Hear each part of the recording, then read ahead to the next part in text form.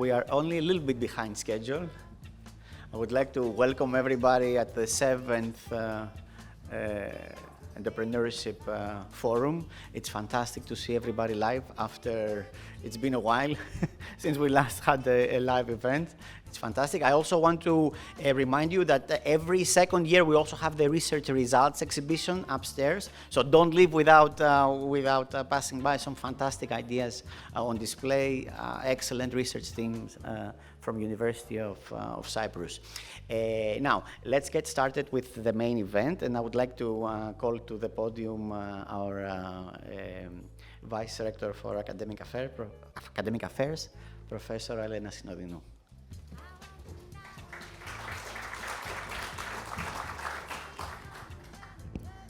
Thank you so much.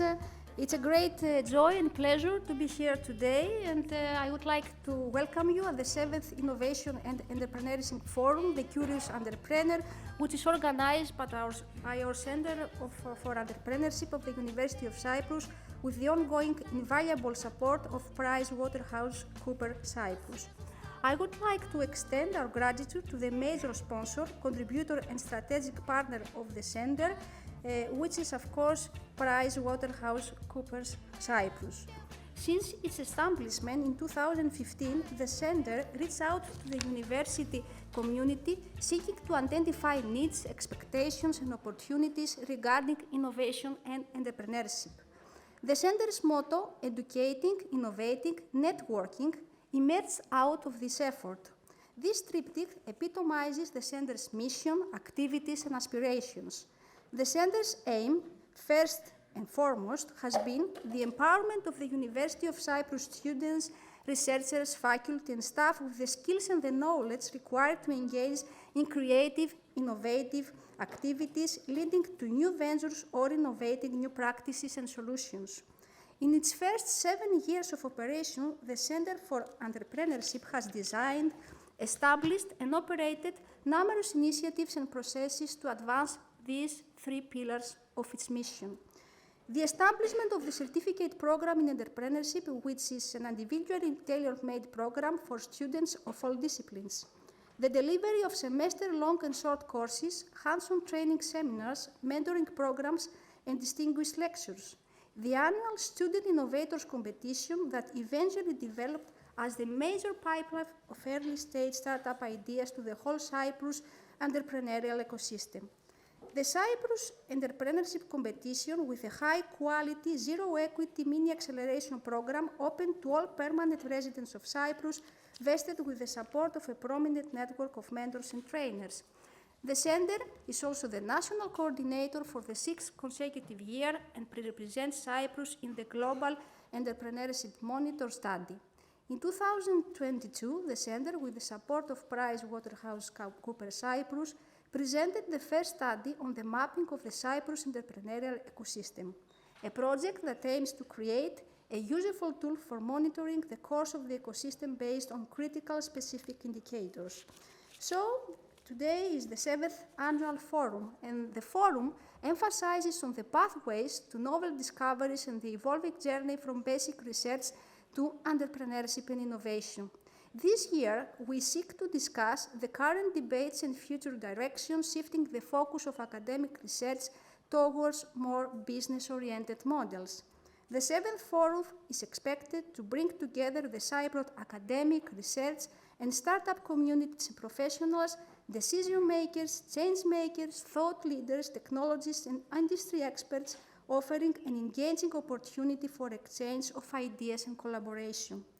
In this year's lecture, The Power of Purposeful Curiosity, How Asking the Right Questions Will Change Your Life, we are very honored to host Professor of Innovation and Entrepreneurship Kostas Andriopoulos from Bayes Business School, the University of London, along with a prominent panel consisting of Mr. Philippos Osilos, CIO and Chairman PwC Cyprus, Professor Marios Dikiakos, Chairman of the Center for Entrepreneurship Council, Maria Terzi, co-founder and CEO, Mayok INC, and Olympia Pahoumi, Innovation Hub Manager at Kios Research and Innovation Center of Excellence. The research exhibition hosted in this year's forum is the University of Cyprus biennial flagship event on emerging research results and projects with a strong market or societal potential and impact that can be materialized through novel products, processes, or services delivered by new or existing ventures, private or public organizations, governmental institutions, or non-governmental initiatives. The exhibition is divided in the following sectors: smart infrastructures, health science, life science, energy and clean tech and IT, communications and devices. The exhibition is organized by the Research and Innovation Support Service of the University of Cyprus. Moreover, in this year's forum, we are presenting the finalists of the third edition of the Cyprus Entrepreneurship Competition. The competition is initiated by the Center with the support of the Ministry of Energy, Commerce and Industry. A business development competition designed to take innovative ventures to new heights with the support of experts and entrepreneurs through a multidisciplinary network of mentors and partners. The competition aims to turn ventures into viable businesses with global orientation, and we are really looking forward to see the winning teams of 2022. For the last 7 years, the Forum aims to promote successful action, innovation and research commercialization, and to contribute to the continuous open dialogue of the university with industry, the economy and the society. The Forum aspires to establish and maintain bridges with economic and social stakeholders, the market and the society, and to add constructive value to all national attempts into translating the knowledge and the ideas into impact with a tangible benefit for the local and the regional ecosystem. In the University of Cyprus, we strongly believe that we are surrounded by a community that is driven and focused on creating new knowledge, products, technologies, and primarily value for the society. We intend to create and train a steady stream of graduates who are able to transfer their ideas and their knowledge to the market and to the society. In the University of Cyprus, we seek to generate knowledge outside academic environments to the benefit of the social, cultural, and economic development, and to sustain our function as an important node in distributed innovation surroundings. So we really hope that you find this event beneficial, stimulating, and productive. And thank you again for joining us at this event at the 2022 Innovation and Entrepreneurship Forum, and I wish good luck. Thank you so much for your attention, and good morning again.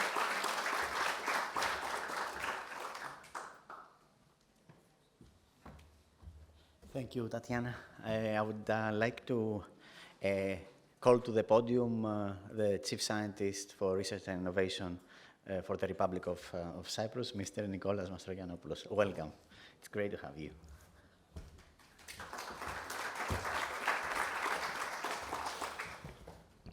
Thank you, Panos. Always a pleasure being here at the powerhouse of research and innovation, the University of Cyprus. So, without further ado, Honorable Professor Andriopoulos, Honorable Vice Rector of the University of Cyprus, dear Mr. Sosilos, CEO of PwC Cyprus, dear professors, members of the Center of Entrepreneurship, distinguished speakers, and guests, ladies and gentlemen, it is with great pleasure that I address the 7th Innovation Entrepreneurship Forum, an initiative for discussing pathways to new discoveries and the journey from research to entrepreneurship, bringing together researchers, professionals from industry and business leaders, and successful entrepreneurs.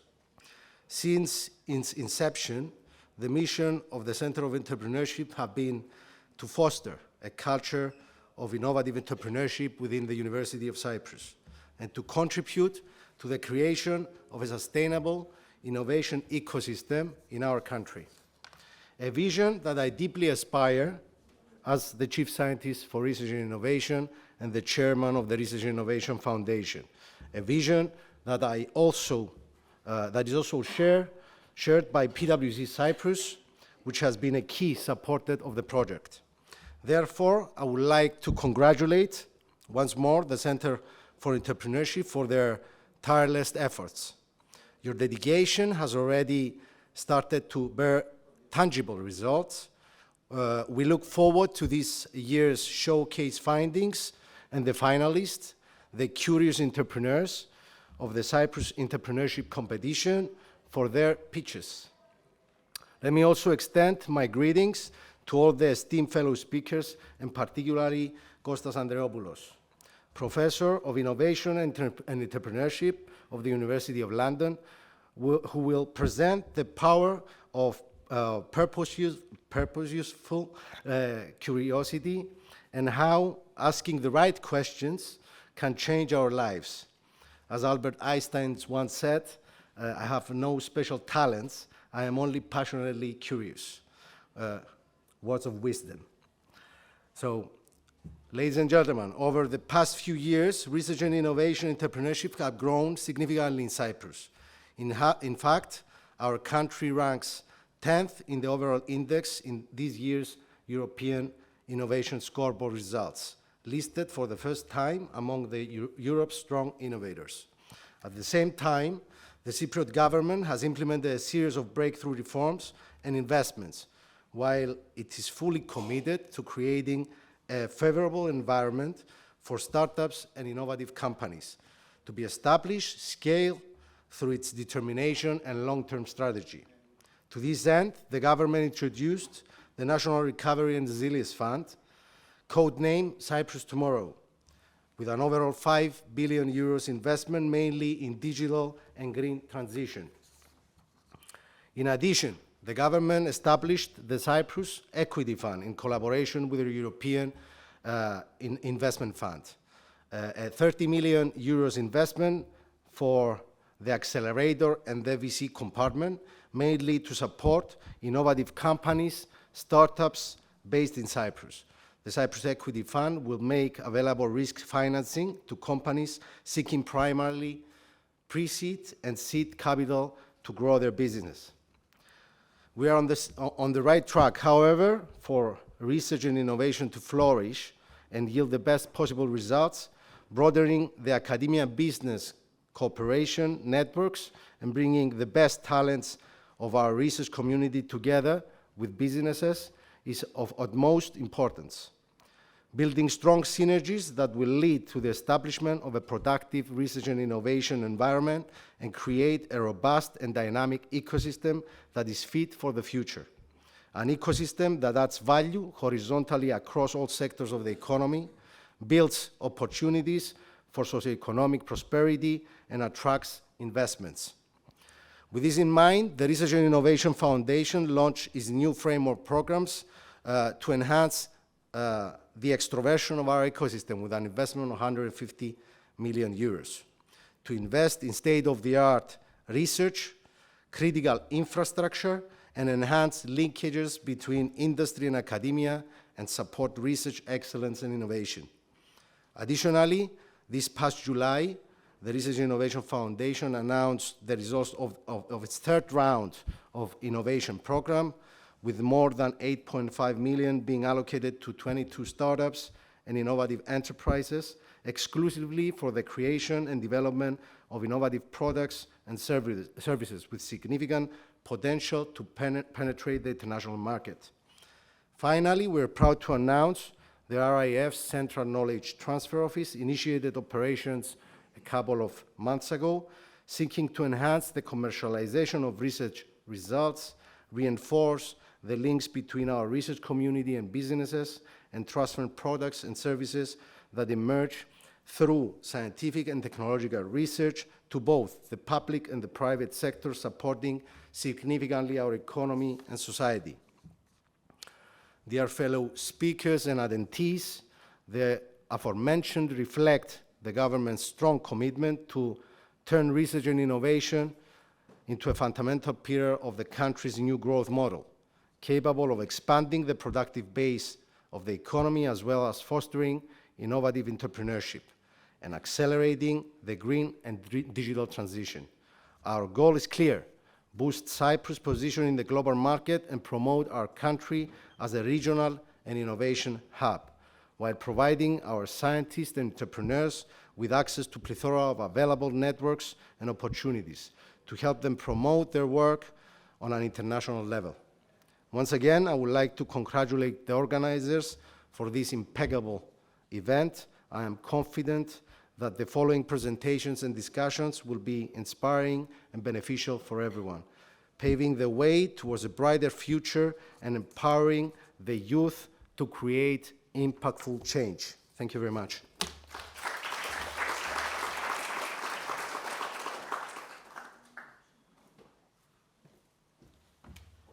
Thank you, Dr. Mastrianopoulou. It is with great pleasure that I welcome our keynote speaker, Professor Kostas Andriopoulos, Professor of Innovation and Entrepreneurship, Bayes Business School, University of London. Welcome to Cyprus.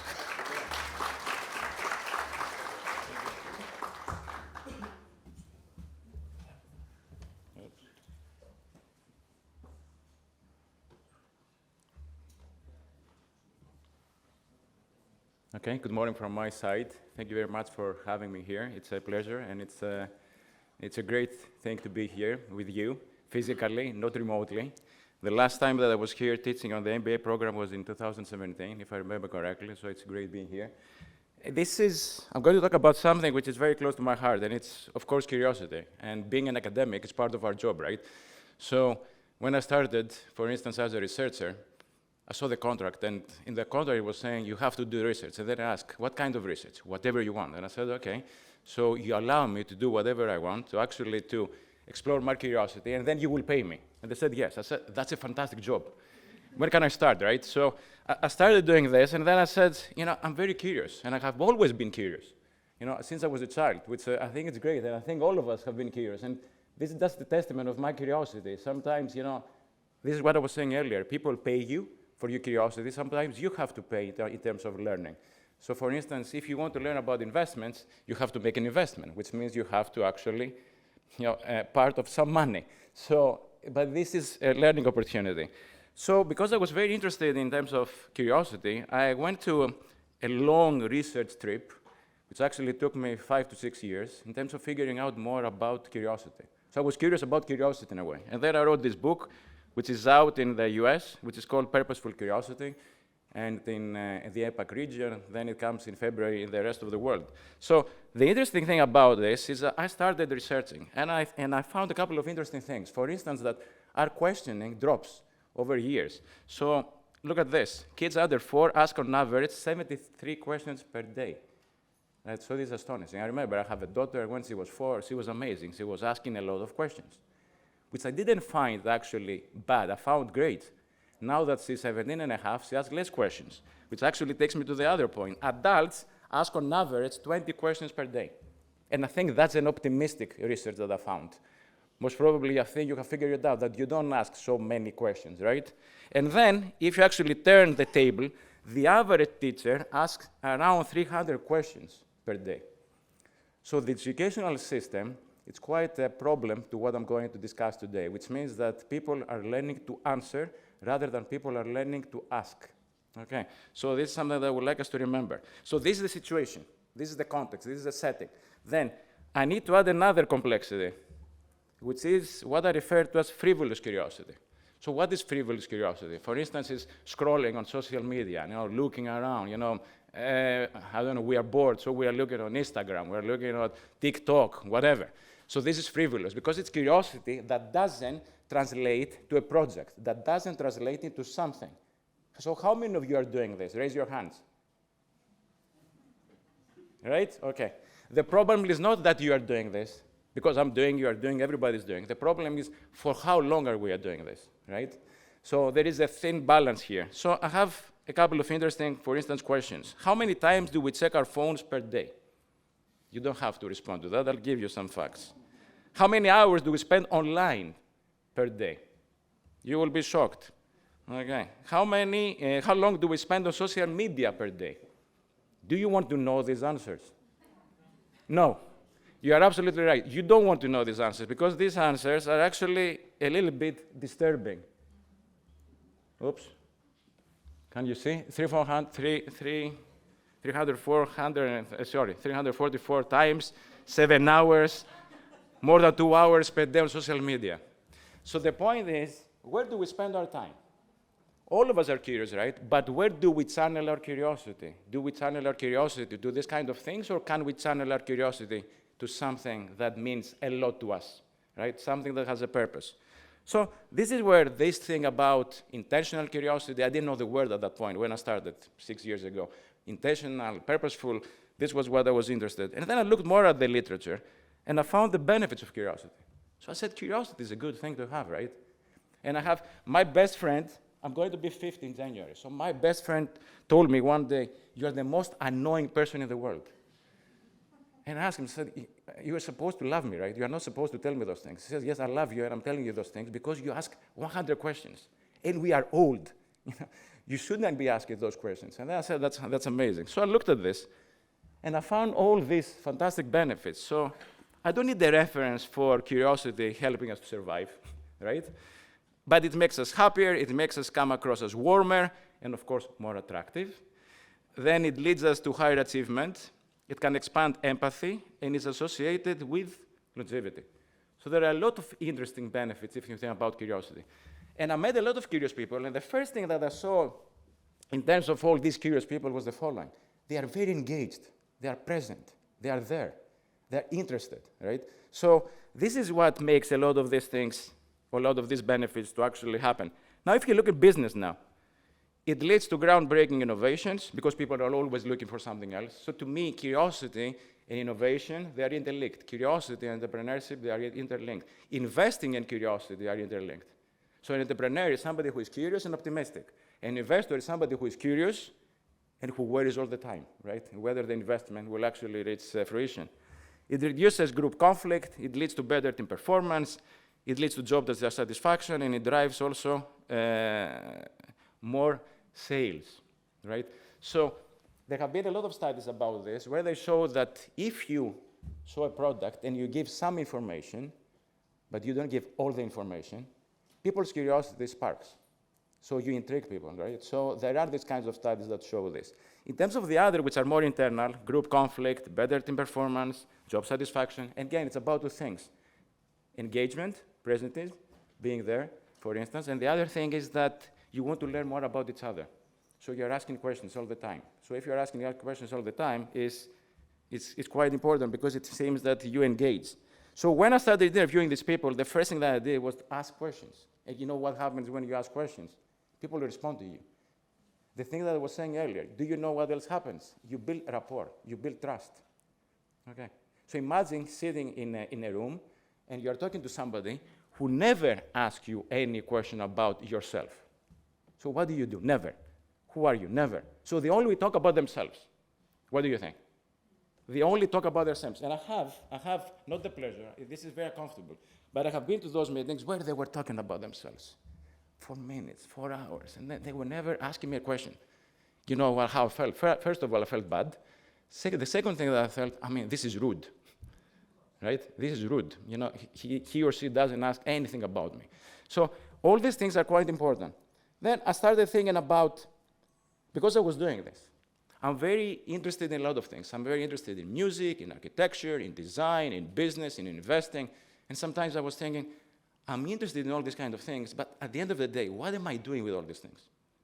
Okay, so what do I do? What do I actually, in quotes, produce? So I said, I have to channel my curiosity. So by actually saying this, by actually putting myself into this mindset in terms of channeling my curiosity, I started working on this project. So I said, can I channel my curiosity? And the moment that I started thinking about this, I'll tell you something funny. Everything else disappears. So I'm only interested about this thing, what is in front of me. All the noise that actually was taking a lot of my attention disappeared. So I started looking at this. Then I said, okay, so can I learn more about purposeful curiosity? And then I said, it's about us being inquisitive, but with a goal in mind. So we have to put a goal, for instance, that we're interested in learning more about something. We're interested in discovering something. When you're saying, I'm interested in discovering X, I'm interested in learning Y, then everything becomes a little bit clearer. So then I said, but how can we become? And what I did was, I went on a mission. Not like this, but I went on a mission because I wanted to figure out how things actually work. So I said, okay, man, you have to actually read a lot of things, and then you have to talk to people. So what I did is the normal academic things, so I went through a lot of papers, from psychology, management, OB, leadership. There is a lot of stuff, especially psychology. Then I listened to podcasts, then I watched a lot of YouTube videos. But then I said, this can take me up to a particular, let's say, level. But I need to talk to the people who are actually curious and who are channeling their curiosity towards a goal. So I said, I have to talk to people. So I talked to around 63 people. I couldn't actually find the slide as big to put 63 people. But I wanted to see a range. So I have people who have, for instance, who are managing companies which are at the cutting edge of technology, like, for instance, GraphCore at the bottom, where they're doing chips for artificial intelligence and machine learning, opera singers, video gamers, architects. So there was a huge range from Tokyo to Silicon Valley. So I wanted to interview men and women. I wanted to interview young people and old people, to figure out what happens in terms of their curiosity. And it's interesting what you learn. So there are a lot of interesting people. There are a lot of people who are very curious and who are paid to be curious every day. So I think this is quite important for us to realize. So what I've done was I identify a couple of things which are interesting. So let me take you through to those important points as far as I'm concerned. The first one is we need to find our itch. Finding our itch is the most important thing. So what is the itch that you want to scratch, right? All of us have an itch. So what is this that we want to scratch? And then the first thing that I realized by talking to these people is all these people want to push the boundaries. This is what they want to do. They want to push the boundaries because they said, okay, I have to push the boundaries so that I could be at the front end of innovation or at the front end of questioning. So that's the first thing. The second thing that they said, it has to mean something to me. For me, this project meant something. It was personal. It was emotional, right? Because it took me back when I was younger. It takes me where I'm right now. So it's very emotional. I'm going to open a parenthesis and close it very quickly. When we actually start a project and we focus on the project, what we do subconsciously is we're also discovering things about ourselves, right? We're always discovering things about ourselves. So purpose must be personal. So there has to be a connection. And the third thing is that there has to be a belief that I can understand what I want to research, right? I cannot understand everything. So I'm not a trained mathematician. So even if I wanted, for instance, to learn more about a particular aspect of mathematics, I wouldn't succeed, right? But in terms of this, because I have done research in creativity and innovation, I felt that I get it, right? So it's something that I could do. It's something that I can understand. So to me, the itch becomes interesting if you want to push the boundaries, if it's personal to you, and if you feel confident that at one point you will master it or you will get it. So these are three important components in terms of finding something that can actually become your main itch. Then the other thing is what I was saying earlier. Stay annoying. There is a stigma with people who ask questions. So we have our own venture capital fund at my business school, and because we make investments, I have to be in boards. So the first time that I'm in a board, I'm not mentioning the name, I ask a lot of questions. The CEO of the company gets irritated with me. He says, you are asking a lot of questions. And then I continue asking a lot of questions. Says, that's my job. First of all, I have to see how you're doing, how you develop the strategy. It's also about monitoring as being part of the board. It's also about offering solutions. So this is what we do. So we need to ask questions. Then at one point, he stopped me and he said to me, don't you trust us? And I said, I do, but this has nothing to do with me asking questions. So the fact that I was asking questions felt a little bit awkward to some people. So there is a stigma attached to asking questions, right? So we have to remember this. If we go back to Kipling, he said that keep 6 honest serving men. And of course, he was talking about what, why, when, how, where, and who. He was talking about questioning and questions. And there are better questions, right? So I think it's important for us to realize this. And especially in entrepreneurship, these open-ended questions are amazing. So how does this work? So what do you want? Why things don't work? So you want to figure out something. And you have to stick asking those questions, for instance, in asking those questions, because you have to figure out the solutions. You have to figure out the insights. So a lot of people are saying, I have to find interesting insights. Everything depends on the question and the quality of the question. As all of you do, and I do, and I travel, and then at the end of the stay, as it happened to me today, they ask me, how was your stay? Right? And then what do you say? You return and you're saying, everything was great, right? No, actually, I don't do this. If something is not good, I tell them. But I'm a little bit, let's say, eccentric on this thing. But this is an okay question. How can we actually improve the question? What could we have done to improve your stay? So what is the difference between those two? So I know I'm asking you now. So what's the difference? Yes? Thank you. Douze points, as they say in Eurovision. Thank you. Yes? The second makes you think. The first doesn't. It makes you think, right? You pause and you start thinking. But also it invites you. For them, it means that most probably there is something that we can improve, right? So tell us, what can we improve? So that's the first thing. Something that happens all the time in business, and especially in appraisals or evaluations. Are you facing any challenges? And then the employee says, no. Everything is great, right? And of course, they have to say this, or it makes sense to say this, or career-wise, it makes sense to say this. But then there is something else that we can do. What challenges are you facing right now?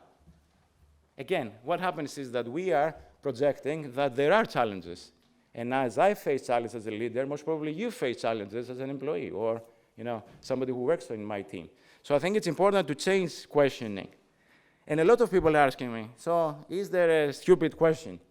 And I have to say, yeah, as an academic, no. In reality, there is. So I have to say, no, there isn't a stupid question, right? And it depends. If you work in an organization where there are no questions, yes, you have to say this because you have to increase the rate of questioning. But as you are growing older as an organization, you have to actually improve the questioning. So with a lot of my students, we spend a lot of time in the questioning aspect rather than the solving answer, right? As I was explaining earlier. So there was this very interesting study. And by the way, this is the title of the paper, which was written by an academic when she was at Wharton. Now she's at Harvard. So the paper title was, There is Such a Thing as a Stupid Question, right? And of course, they did an experiment, and the experiment was that participants were asked to play the role of a salesperson selling an iPod. So there were two sides, right? So one is a seller, one is a buyer. But the iPod crashed twice in the past, and there is no music there. So basically, there is a problem with the iPod.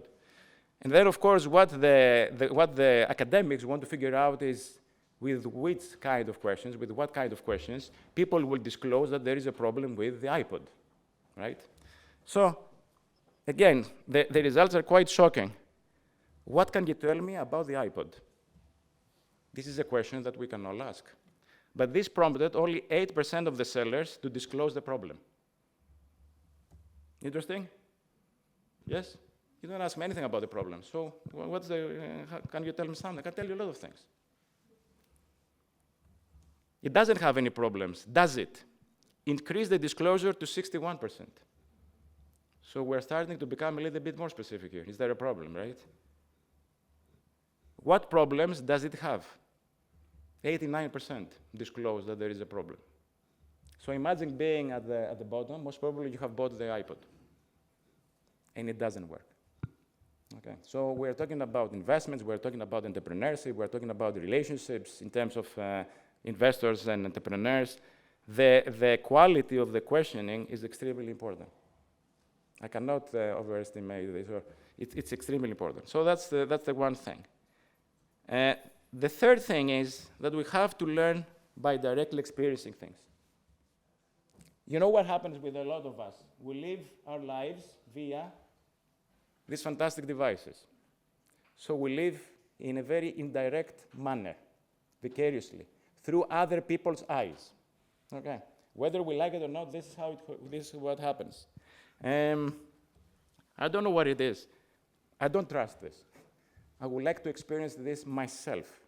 And if you're a researcher, you would like to spend time on the field to figure out what happens with real people in real companies having real problems. So I think this is important. So a lot of times when we're talking about directly experiencing, we're talking about observation. Observing.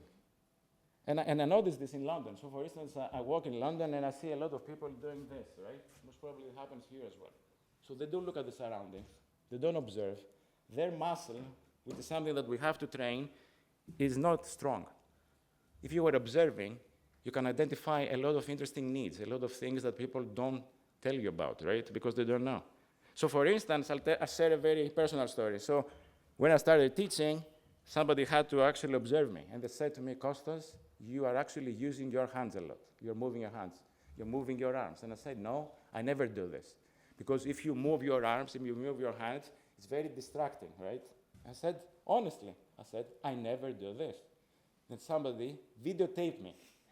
And then he showed me, he said, no, you're doing this. And I said, wow.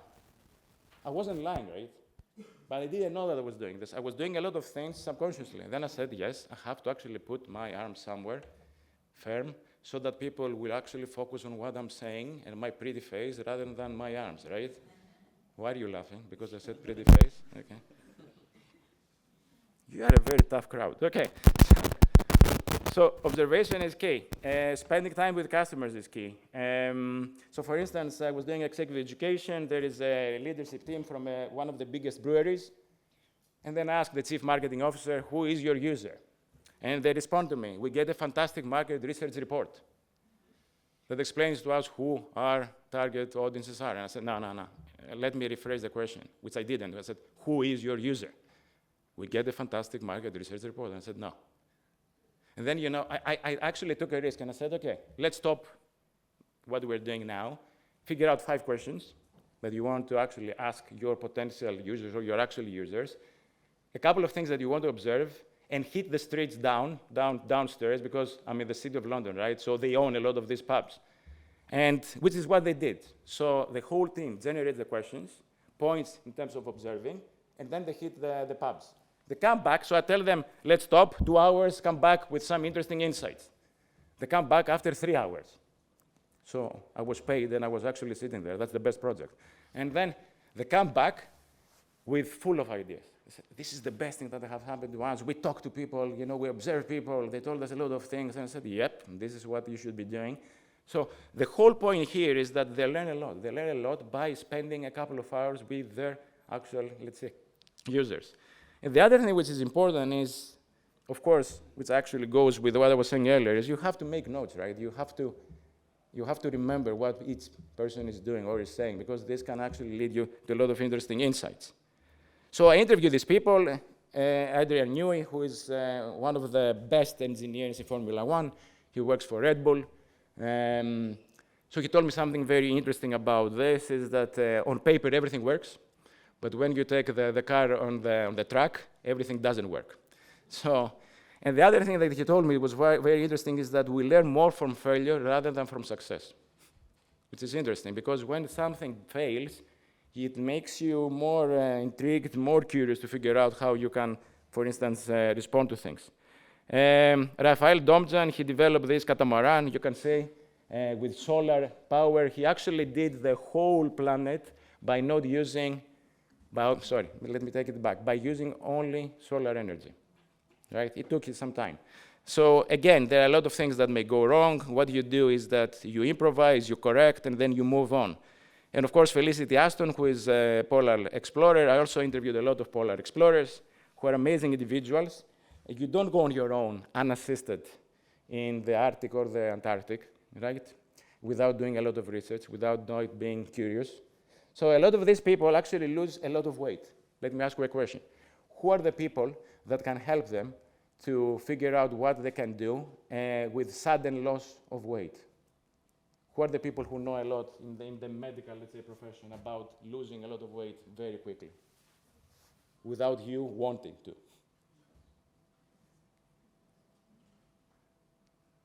Formula 1 drivers. Yes. It takes them 2 hours to lose a lot of weight. But if you're a patient and you lose a lot of weight very suddenly, who is the doctor? Cancer patients, yes. Oncologists. So they went to oncologists and said, how can we respond, for instance, losing 10 kilos or 15 kilos in 1 month or something like that? So they do a lot of research. And by the way, they showed me this. They have loads of Excel sheets. Loads. When I'm saying loads, I haven't seen this even in a hedge fund. Because for everything that they're doing, they're always thinking, what happens if it breaks? You're on your own. There in those environments, and I interview a couple of people who are polar explorers. If you get it wrong, you die. So it's not like you can come back. No, you die. Okay, and if they find you. So it's important for us to realize that curiosity saves lives at the same time. And there are other studies not about polar explorers. So that's the other thing which is important. You actually do a lot of research. You talk to a lot of people before you jump into something. Be action-oriented. This is what I was discussing earlier. You have to translate things into something. It has to mean something to you. You have to develop something. You challenge your curiosity to develop something. So I think it is important. And again, when I'm talking about developing something, it's about asking questions. What is the concept? What the context? What are we missing? So what other people are missing? And I'm going to give you an example. So I talked to the CEO and founder of Rocket Lab. So Rocket Lab is mainly the competitor of Elon Musk and SpaceX. They're based in New Zealand. It's an American company based in New Zealand. The guy is from there. Then while we were talking, he was saying to me, everybody gets it wrong, that everybody focuses on the rocket, right? And they're not partially wrong. They're partially right? Because in order for you to figure out what works and what doesn't work, you have to launch rockets. You cannot simulate. You have to do it yourself. So what he did, which is something that a lot of others haven't done, was the following. He said, can I find a place in our planet that I can actually launch rockets quicker and more frequently than everybody else? Because this is like a trial and error. You launch a rocket, boom, next experiment. If you're in the US, you have to wait months, right? So the next experiment, which actually delays your learning, or your hypothesis, or your questions, takes months. So I have to wait a couple of months. So what he did was he scanned the whole planet, and he found one location in New Zealand, which used to be a farm, where he could actually launch a rocket every 72 hours. Wow. This is wow, because this is what leads to curiosity. This is what leads to interesting insights. By the way, this is a farm, right? And what is the issue with this farm or the location? There is no air traffic, or very limited air traffic. And there isn't so much regulation, because if you go to Cape Canaveral, if you go to other parts in the US, there is regulation, there is a lot of traffic, blah, blah, blah, blah, blah, blah. You have to wait for months or, a term in order to do this. So by doing this, what he did was that he could launch rockets whenever he wished. That's the one thing. The second thing is that he actually 3D prints a lot of the things that he uses in the rockets, right? Because now 3D printing has moved. So it's not like how we used to know it in a lab, in a university or home. Now you can find 3D printers that can build parts of rockets, houses, bridges, and the rest. So I think it's important for us to realize that the more curious you are, the results that we get, the insights that we generate are unbelievable. But we have to ask the right question. So the right question for him was, where can I find a place in the planet, in our Earth, where I can launch the most rockets and learn from them? The other thing, which is my creation, was you have to bring in more curious people. So there are some characteristics that other curious people have, and a lot of these people told me. So for instance, you identify a particular way of solving a problem, and then you're saying, yeah, okay, but we are growing older, right, as a company, or we're growing older as human beings, so we need to stir the pot a bit. So we have to find other people. So your team needs to have, for instance, other curious people, people who are in favor of team working, who are not ashamed in terms of being passionate about the subject. A lot of the people that I talked to, they didn't stop talking, which was amazing, right? They didn't stop talking. They were not stopping. And I was saying, okay, they were in the flow. So it's very important to have people like this. Resilient. It's, I take it as a granted that things will not work out. So you have to learn how to deal with, for instance, things not working out. You want people who will actually stir the pot, as I was saying, who have interesting questions, new questions to ask, and of course they have outside hobbies.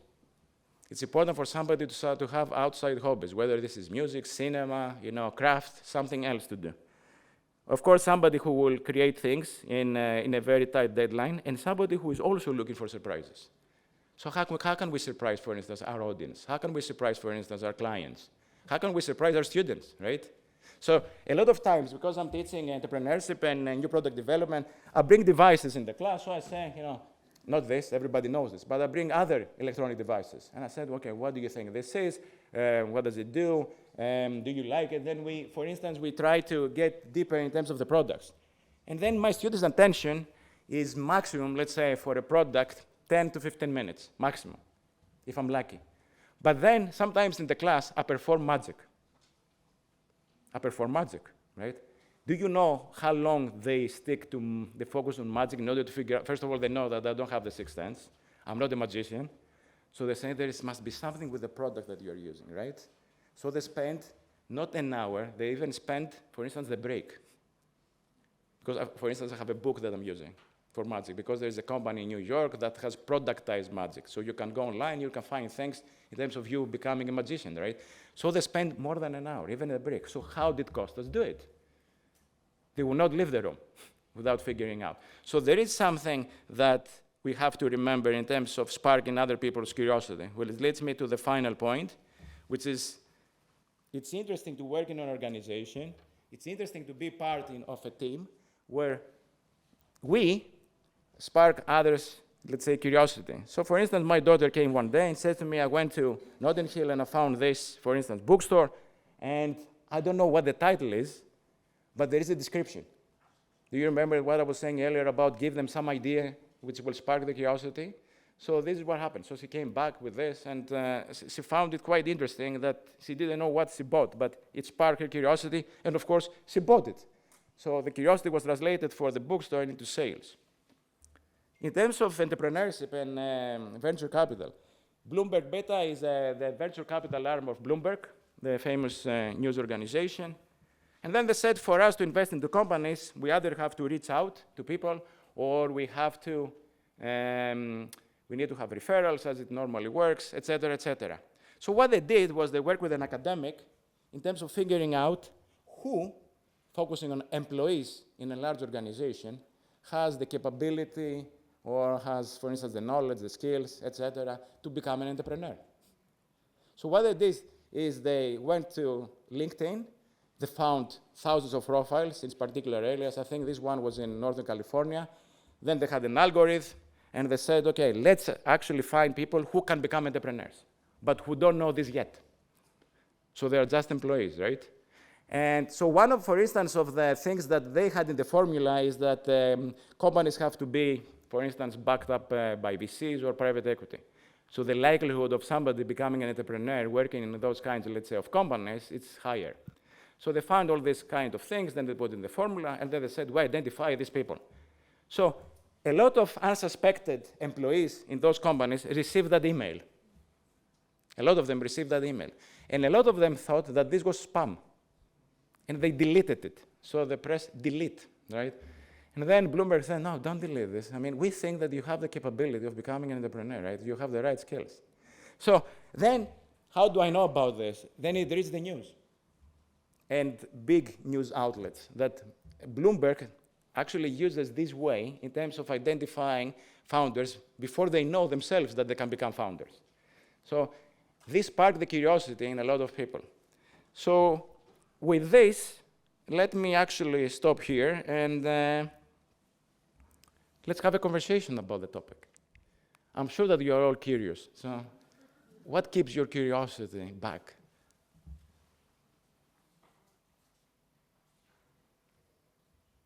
We're supposed to have a Q&A, right? I'm doing this right, right? Okay. So nobody wants to ask a question after what I said about asking questions. Yes? I'm curious. Thank you. You said you spoke with a lot of explorers. Yes. And I was wondering why they do the thing they do, or people that climb big buildings. Yes. Or walk on a wire. Yes. It's so dangerous, and there's no incentive. This is my question. Correct. Why? Why? First of all, I had the same question, as you do. There are a lot of different reasons. For some of them, it's about exploration itself. For some of them, it's not about exploration because a lot of things have been explored. It was about more whether I can do it. It was about whether I can explore whether a human can actually achieve this goal. So it was more about us and what we could do and how we can prepare to make those trips, because these trips are quite long. So, for instance, Ben Saunders that I have talked to, it took him around 100 days. 100 days on his own, right? On your own, 100 days. And actually, he told me that the most amazing thing was the anticlimax. He thought that when he actually reached the destination, there will be, fireworks and stuff like that, and there was nothing. So, but I think a lot of them are about exploring. Some of them are about exploring where we, as human beings, can go to. So it's more like a let's say, exploration. Yes, Victoria. So This is the question that I paid you to ask me, right?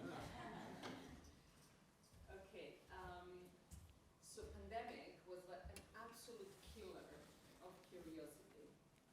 You're not allowed to ask any questions. You need to obey. You need to follow the rules. When you ask who set the rules and why, don't ask questions. So how did you, as such a curious person, survive this period? That's a difficult. I know quite a few of us, like we still have, issues, to overcome and a trauma to overcome, Yeah. like from not being allowed to ask questions. So I'm just curious. Yes. First of all, I wrote the book during the pandemic. And to write something on your own without external stimuli, I wouldn't do it again. So it's very difficult, I think, to be creative during a pandemic. On the other hand, the fact that everybody was isolated actually opened the opportunity for conversations. So a lot of the interviews that I have done, I've done them during the pandemic. So the fact that I was in London, I was talking to somebody from in Tokyo, in Silicon Valley, or in New Zealand, I think that most probably, if it wasn't the pandemic, those interviews or those questions or those meetings would never have happened. I think people are now more open to have these conversations with people from different parts of the world. So on one hand, yes, you're right. On the other hand, I think it opened the possibility of talking to anybody. And actually, there isn't something that you can miss. I mean, when I started this project, I said, there is a failure rate, especially in research, and there are a lot of academics here. When you do research and you try to work with people, people can tell you, no, I'm not interested, right? So I think a lot of people are, during the pandemic, were interested in talking to other people because they were also feeling lonely. So I think this is part of who we are. We want to be part of a tribe. So a lot of the people are telling me, I don't know who I am sometimes, because I also have this problem sometimes, because I have a lot of interest. I don't know who is my tribe. Right? A lot of people are looking for this. So during the pandemic, there was an opportunity to find your tribe remotely. Yes? Yes, there was one question there. Yeah, I actually think the pandemic offered new opportunities. Yeah. Some of us explored new research areas that we weren't even thinking before. Even at the onset of the pandemic, we dismissed them initially, and then people discovered new hobbies. Personally, I started baking bread. Did you bring any bread today for us? No, but I have it at home. I continue to bake. So you're welcome to come.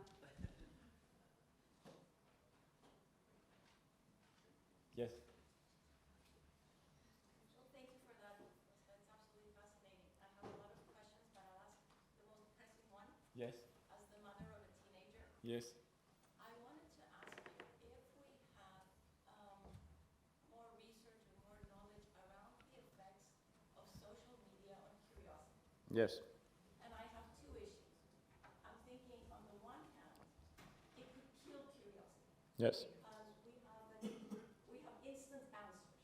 Yes. So we don't really need to go out searching for anything, or it could just be frivolous, as you mentioned. On the other hand, I'm wondering if the accessibility of knowledge sparks further questions. So as I'm listening to you, I'm not really sure which way the effects of social media go, and I'm wondering if you have any answers or Yeah. So what I was doing, so I've done a lot of my research in Silicon Valley, not on curiosity, on innovation. And then I have a CEO who told me I would like my employees to be 80% creative, 20% reactive. And if you look at both words, they use exactly the same letters. So if I use this as a way to answer your question, I think it's nice for us to be 80% purposeful and 20% frivolous. You need to have this kind of curiosity, right? So I'm not saying, and then you can play with the numbers. I've just said this is an arbitrary number, but what I'm saying is that it's great for teenagers to have a project to focus on. And on the other hand, it's great for teenagers to also have some, let's say, me time, where they scroll and they do all these kind of things, and maybe new ideas will come and will fit into the project. What I worry and what I see is that there is more frivolous curiosity rather than purposeful curiosity. So the balance is not right. So I'm not saying that I'm not saying that the one is better than the other. I'm saying we have to bring back the balance. Let me create a project. Let me focus on this. Let me come with an outcome. Frivolous doesn't lead to an outcome. It's just selfish time. You know, I'm looking at something, or I'm experiencing something, or I'm enjoying myself. So what am I doing with it? Nothing. And we need curious people who can actually convert the curiosity into something. Can I ask you developmentally though, because you gave some data about what happens from childhood to adulthood. This development, has it changed through the decades? Do we have any data? In other words, in the 60s, without social media, did the number of questions diminish with the same rate as it does today? No, I think the questioning has increased. Because if you look, for instance, at new questions at Google, it's increasing as a number. I think what is not increasing is the conversion into something. So people are asking, nothing happens. But in terms of questioning, it has increased. Yes. Honest journalist. First, I would apologize because I was late and I didn't see the presentation. But how do you get? Personally, I'm always trying to ask the right questions for entrepreneurs, etc. How do you know what is right? I mean, is the answer that you get that makes the right question, or is the knowledge that you have as a person that you're asking this question? Yes. That makes the right question the right question. Yes. That's a great question. I think you have to do it for some time. I'm a qualitative researcher, which means I spend a lot of time with companies, talking to people, interviewing, observing, et cetera, et cetera. And in my life, I have done, I don't know how many cases in terms of companies, maybe 12 cases, if I remember. I interviewed around 300 people. So you become better in terms of questioning.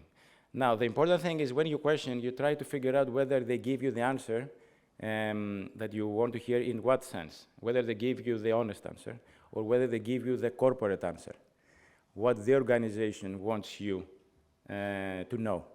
And there are a couple of things that you can actually go around this. You can ask them about an example.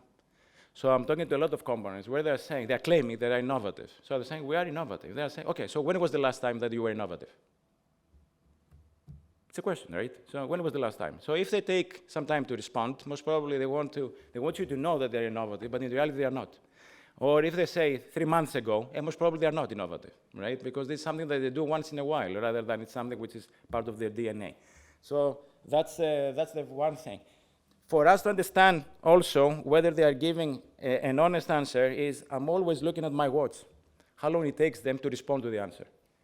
If it takes them a lot of time, it means that they are manufacturing the answer. If it's a boom answer, it means that they are actually giving you, most of the times, I'm not saying these are bulletproof, or let's say, solutions to the problem, is that they give you a little bit of a better answer.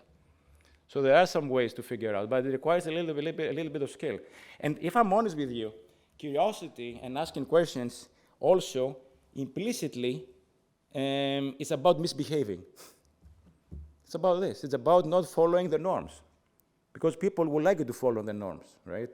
So it's about going a little bit outside the norms and about asking things that nobody else asks, right? So it's about this.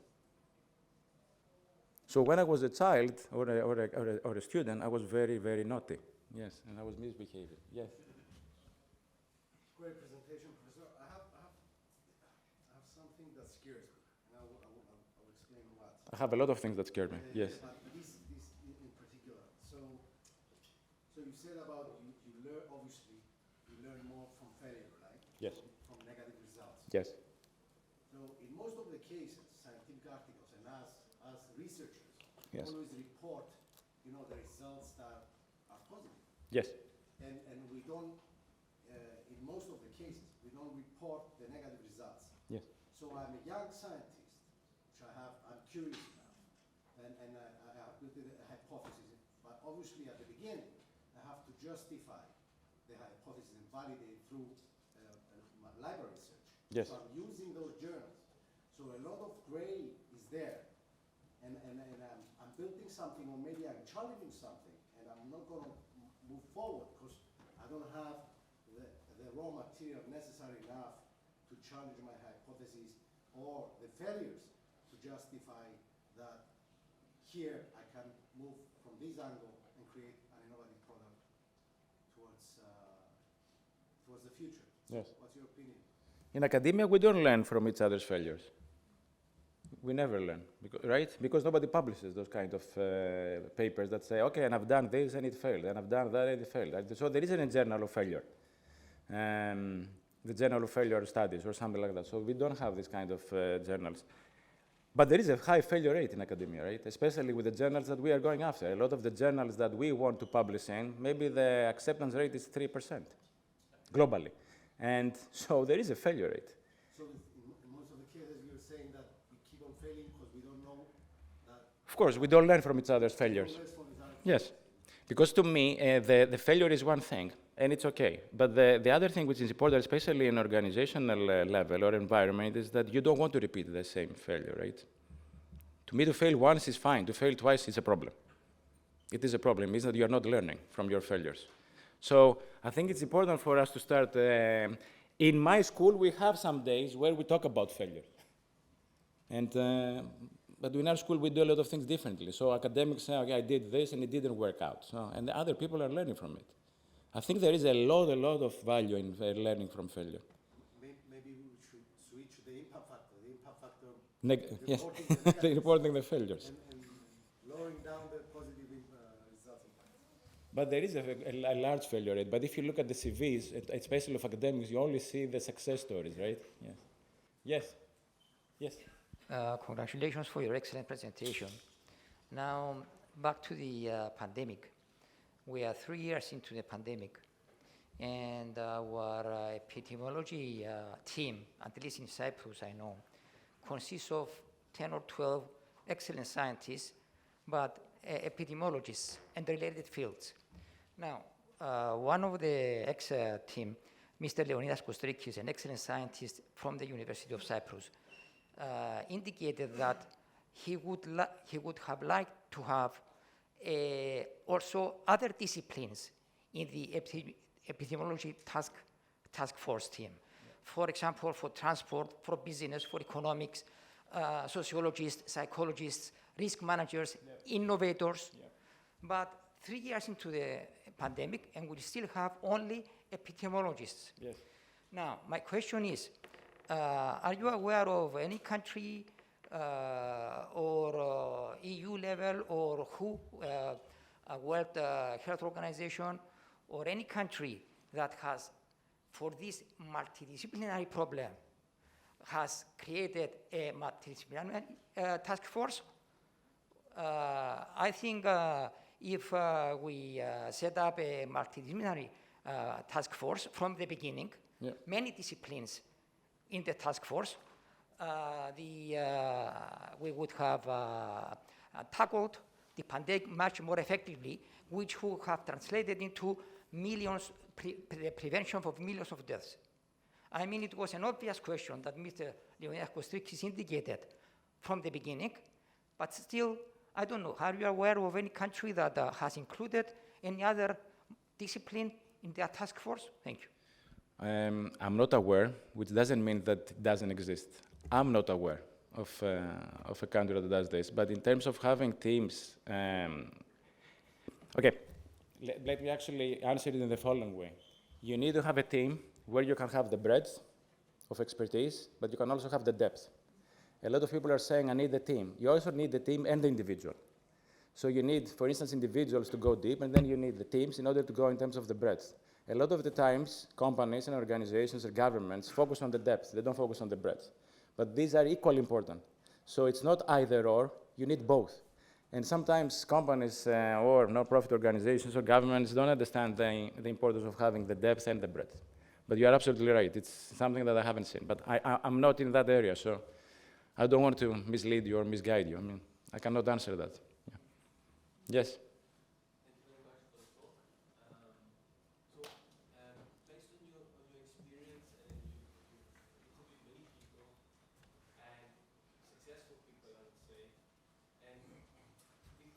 especially in the area of entrepreneurship, that a lot less succeed compared to those that are unsuccessful in entrepreneurial ventures.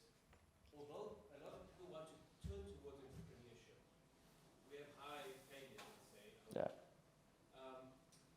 Would it be fair to say that most of these people are lacking in terms of curiosity Yeah. as an important part of becoming successful? And can we do things to improve this so we can have more successful entrepreneurs and businesses? Yes, of course. I have examples from, I have an example to answer your question. So for instance, in Greece, there are waves of innovation, as I'm referring to them, and I'm joking. For instance, there was one, let's say, decade where everybody was opening a souvlaki place. There was a decade where everybody was opening a frozen yogurt place. There was a decade where everybody does Airbnb. Okay. If somebody is curious, they will figure out that if you are number 55 who starts a souvlaki place, a frozen yogurt, an Airbnb, you won't survive. So most probably these people are not curious at all. They just hear something in a taverna in the night. They say, this person made money 4 years ago where there was no competition. Now there are other 50 people doing exactly the same thing in the same street. So there is a lot of competition. And then they do this, and after 1 year, they have to sell the property, right? So I'm just giving you a very simple example. So to me, a lot of entrepreneurs are not curious when they start. Are not. They just go with the impulse or, with the heart, but they're not doing any real research. So that's the one thing. For me, a good entrepreneur, to compare it with not a very good entrepreneur, is that a good entrepreneur will not fall in love with the product. A good entrepreneur will fall in love with the question and continuously fall in love with new questions. I have seen a lot of entrepreneurs where they fall in love with their own creation. And you know what the problem is? Markets are moving. So maybe your creation is not relevant anymore. But if you have new questions to answer, then new products will happen, new services will happen, et cetera, et cetera. You can take one more question. Yes. There was, yes.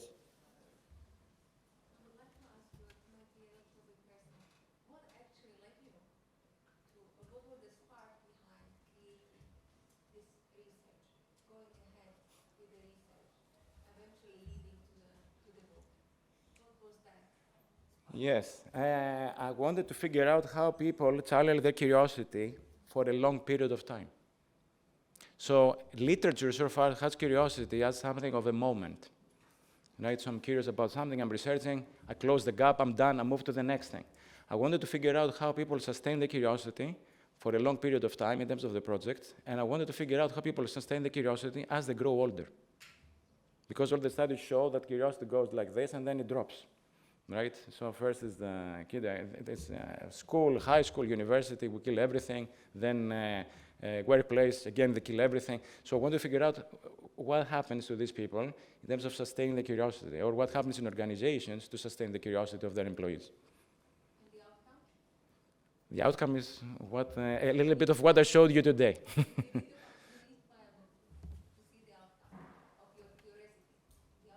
outcome of my curiosity is in the book, which is for sale, and I will encourage all of you to buy. Sales pitch, yes. I'm in entrepreneurship, right? This is what I teach my students. If you want business, you have to sell, right? There is no business without selling. There's a problem. We want it right now. You want it right now? Right now, I'm creating a new complexity, which is scarcity. Right now, it doesn't exist.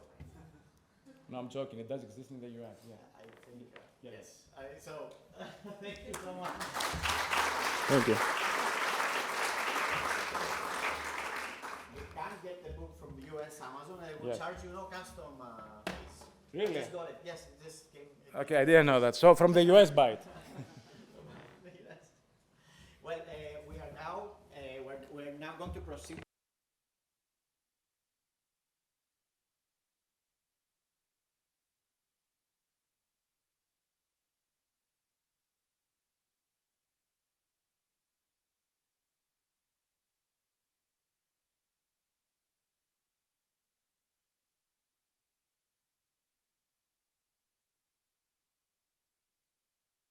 The computer science department. Dr. Maria Terzi, CEO and co-founder of Malloc, and Dr. Olivia Pachoumi, Innovation Hub Manager. I I want to make sure I didn't get the title wrong, at the Kiosk Center of Excellence. So I would like to ask the panel members and the coordinator to take over the stage. Oh, and the title of the panel, are you going to say what the title of the panel is? So thank you.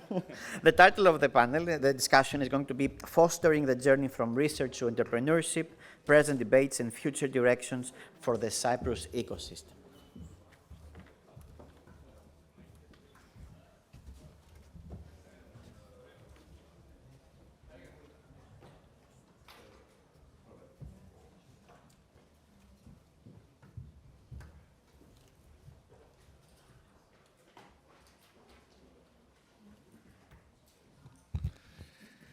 Great. So for those, all those of you that you're still curious about what the professor has been covering, let me give you the good news.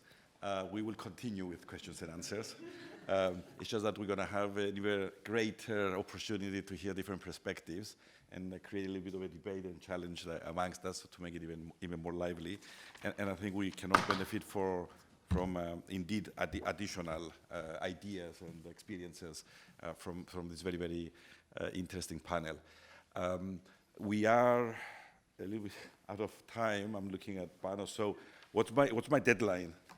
Or Joanna? We have an hour from now. So okay, so all of us, if you can schedule a little bit of program and be here, continue to be here until 12:30 then, instead of 12. But I am looking forward to it. I'm increasingly curious about what value we can bring out of this discussion. A couple of words from PwC very quickly already. Very nice words have been said, so I'm not going to go very much into that. But let me just share some reflections. I'm incredibly proud that we as PwC are part of this ecosystem, and we're supporting both the Center for Entrepreneurship, but also this idea, the big idea, that together we can create much more value.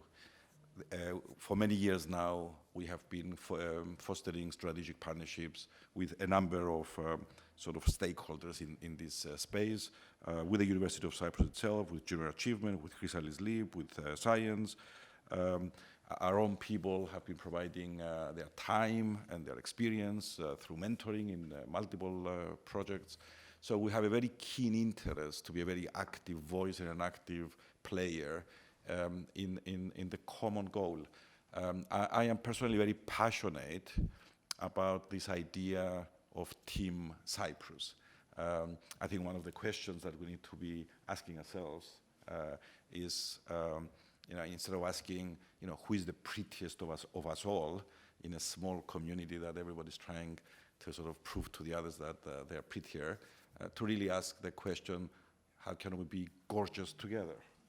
And how can we really achieve great things as a tightly knit ecosystem and really deliver and execute all the great words that we keep saying to ourselves. We have made a lot of progress, for sure. The fact that we're here, so many different sort of perspectives demonstrate that. But I think some of the questions that we should be asking ourselves are very much around the how do we create that value? How do we achieve various things? And I have a lot of questions already from everything you've said, but I'm going to channel them through this conversation. Let me just also close with the fact that it's been mentioned, we did support the study that was presented a few months ago here in the Center of Entrepreneurship on the mapping of the Cyprus entrepreneurial ecosystem study. The fact that we are talking about a startup community is a great thing. We're going to hear some amazing already first successes, not first, but successes, but in a way, few successes we should replicate and multiply. The fact that out of that study, 91% of the startups actually have an operating life of 3.5 years just confirms how young the entire startup ecosystem is. But on the other hand, it demonstrates that for the last 3.5 years, we've been actually making significant progress in actually having that kind of an ecosystem. So without actually saying anything more, let me bring to life who, in addition to the great speech of the professor we have. So, Marius, can you please bring us your own relevance and experience? And I know most people know you anyway, but for the benefit of the rest of the people that might not know you. Thank you, Felipe. So I'm a professor of computer science at the university. I've been here since 25 years, nearly, so I consider myself part of the furniture, as I said. Well, I mean, as a professor, what do? We teach, right? That's our basic role. We teach in the classrooms, but not only in the classrooms. We teach also our graduate, postgraduate students, the students that do thesis with us, and this is, I think, a very important aspect of what we do. We try, I think, our main purpose, I think, is to reverse the mindset of young people to the mindset that students have in elementary school. Because I also observed with my kids when they were in elementary school, they start from the first year. All the kids are so interesting because they have so many questions and so much excitement.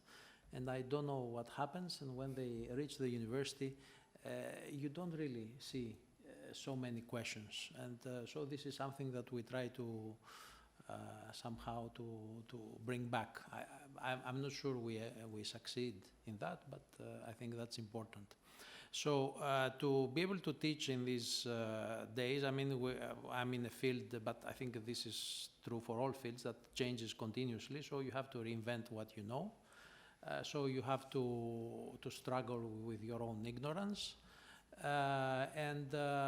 So you have to do research. I think doing research is very important to be able to teach things that are relevant and modern, because unfortunately or fortunately science is advancing very fast, at a very fast pace.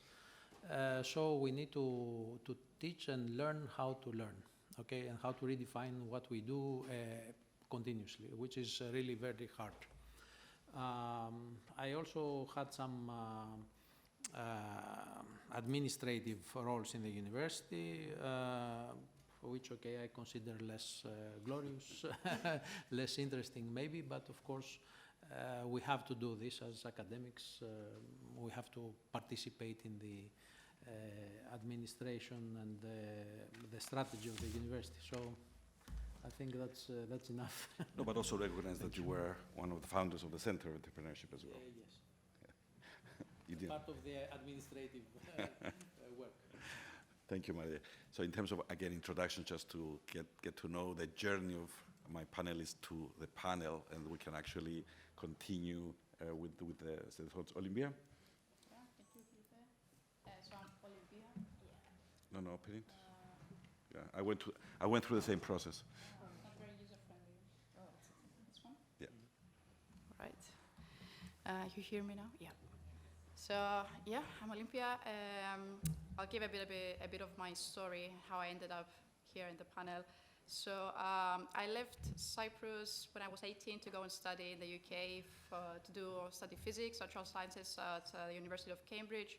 I carried on doing a master's and a PhD and applied research in physics. I worked on a field that it was very hot at the time, had very high commercial potential, so that's how I got into started asking questions on how you go from lab to market. So I worked on flexible electronics, if you ever saw this branded kind of solar cells that you can have in a roll, or screens that you can fold on plastic.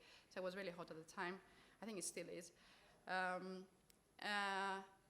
And through that experience, I got involved into student clubs like QTech, the Cambridge University Technology and Enterprise Club, which it was really a bunch of students trying to do their bid into fostering entrepreneurship and just pretend they're adults and they're setting up events and business.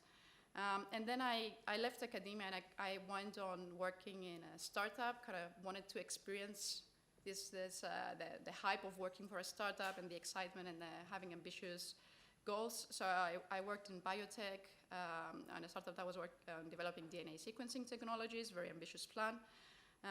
And as I was going in my career journey, I then moved on and worked actually for a big American company that was the leader or the established company delivering DNA sequencing technology. So kind of the other end of the spectrum, and doing research and development in both cases and doing product development. Last year, I moved back to Cyprus. I'm working for KIOS. KIOS is a research center, research and innovation center of excellence within the University of Cyprus, working on ICT technologies with application in critical infrastructures.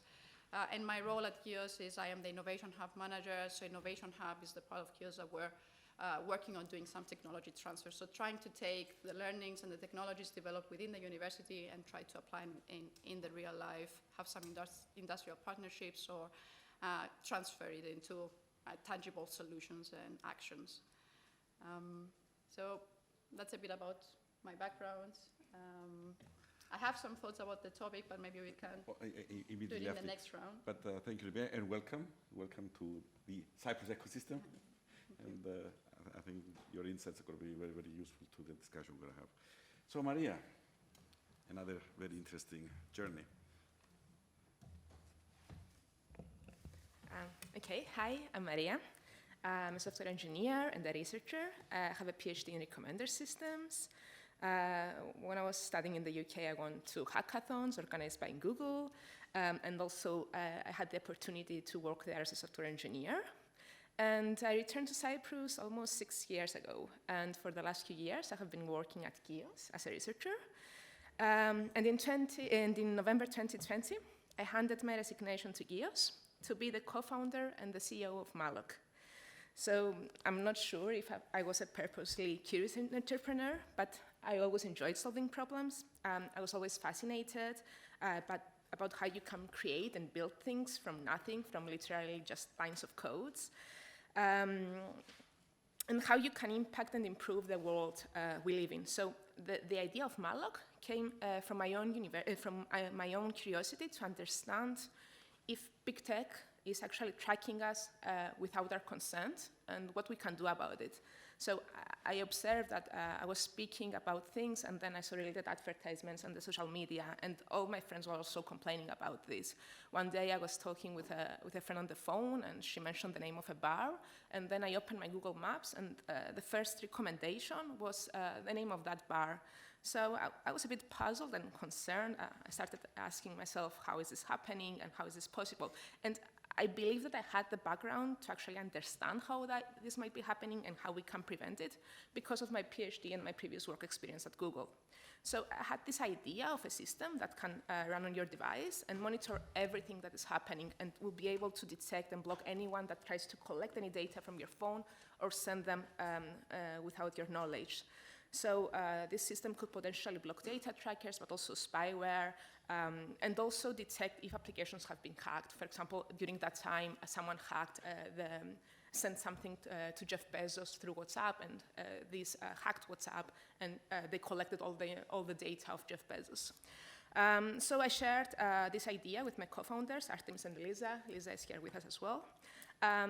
And they found it interesting, and they're also willing to work with me in building this. In collaboration with KIOS, where me and Artemis were working at the time, and with initial funding from the Research Innovation Foundation, we went ahead and we tested this idea to see if it can actually be effective and of use. Malloc received the funding, then won the Cyprus Entrepreneurship competition in 2020, and in summer 2021, we joined Y Combinator, which is one of the best accelerators in the world. We received almost $2 million in investments from accredited American funds and angel investors. And today our app has more than 100,000 downloads from people from all over the world. It's making increasing revenue, and we're starting to asking new questions and preparing new products to help app owners and also enterprises to protect their data and regain their online privacy. Cool. We're very proud, Maria, that such startups emerged out of Cyprus, so that is really amazing and very much in the direction that we want to see as part of the vision for Cyprus. So I hope it's becoming very clear that together with your curious minds, you have in front of you another 5 very, very curious minds, and we have experiences from academia, from sort of transfer of, technology transfer into the commercialization. The very topic that we're going to discuss has this overarching idea that we want to support the journey from research to entrepreneurship.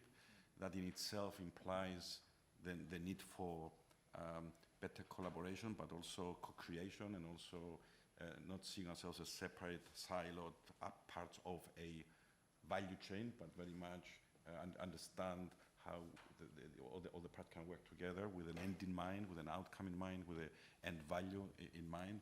We have experience of startups in practice. We have sort of top thinkers and the value of research, and this is a question that we keep asking ourselves over the years. How can we really bring all this amazing investment in curious minds and researchers more into the application and more into the commercialization of value, and as it was pointed out earlier in the introductions, value to the society, value to the economy, value to the culture that we have around us as Cyprus. I think entrepreneurship is very much already part of the panel. I would like to think of PwC as an application of entrepreneurship, although as a big organization, I ask my partners if we are entrepreneurial enough. It doesn't go, as Kostas quite rightly pointed out, just because you're in business, it doesn't mean that you're really entrepreneurial. It doesn't mean that necessarily you are adding value, and doesn't mean necessarily that you're fit for the future. So all these questions are very much part of, I think, what we're here to sort of share with you. So let me go for that extra round of getting my panelists to share sort of provocative questions or points of view or reflections, or indeed what you consider to be the next areas where we should focus our curiosity on. So what is the purpose that we are aiming so that we apply that curiosity there?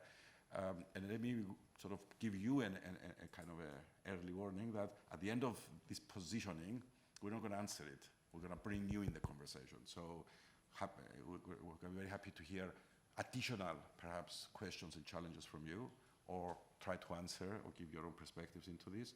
But for sure, I will really come to you to add color and sort of interest or whatever you would like us to discuss. We can go back to the presentation, of course, and answer that, but please try to make sort of use of all the brains that you have here on the panel. So let's throw more ideas, more questions, more challenges. Maria, you want to kick it off? Sure, thanks. So I will start by saying that, one of my main worries about, this effort to create an ecosystem and to promote innovation is that sometimes it seems that we don't really promote the idea that we need a very long-term mindset and a very long-term thinking on how to reach a point where we have a mature, say, ecosystem that produces tangible results. So, of course, short-termism is a big problem, especially in the Western world. It's not so much in the Eastern and the Asian societies. But I think this is very important to realize. And just to say this with a story, so like 10 years ago, there was in Lake Tahoe in California, during a scientific conference, there was a secret auction about a company, which company had 3 employees. One was professor, 2 were PhD students. The company had only a website, no product. They had already an offer of $12 million from Baidu, from a big Chinese company. The auction was taking place via email. So the participants were Google, Microsoft, Baidu, and DeepMind. So they had the opportunity to submit a bid over 12 million, increase the bid by 1 million, and they were collecting the bids via email. After a few days, the CEO of the company, the founder, decided to stop at, I think, 44 million.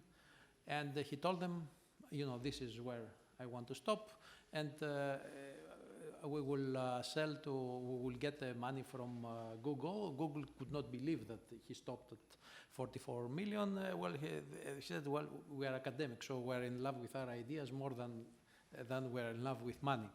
So what gave the value to this company? So the person who created the company was Geoffrey Hinton, who got the ACM Turing Award along with Benkyo and LeCun in 2018. So Hinton was very interesting. Is a very interesting person. He was a professor at the University of Toronto at the time. Now, and we're talking about 10 years ago, right? So Hinton got his PhD in, I think, 75 in artificial intelligence. He had a hard time getting a job in academia. After a postdoc in California, then he got a job in Carnegie Mellon. And I'm telling you this story because, one could put such a story here now and ask what we would do differently or the same way. So when he applied to Carnegie Mellon, he could not, as I said, get a job in England, etc., because he was English. So he did 2 talks, an interview, and then they said, okay, we want to hire you in the computer science department. He says, that's great. I have to tell you that I don't know much about computer science. And the answer of the dean was, don't worry, we have people that do here. Okay. So then he started working. His research, his field of research was neural networks.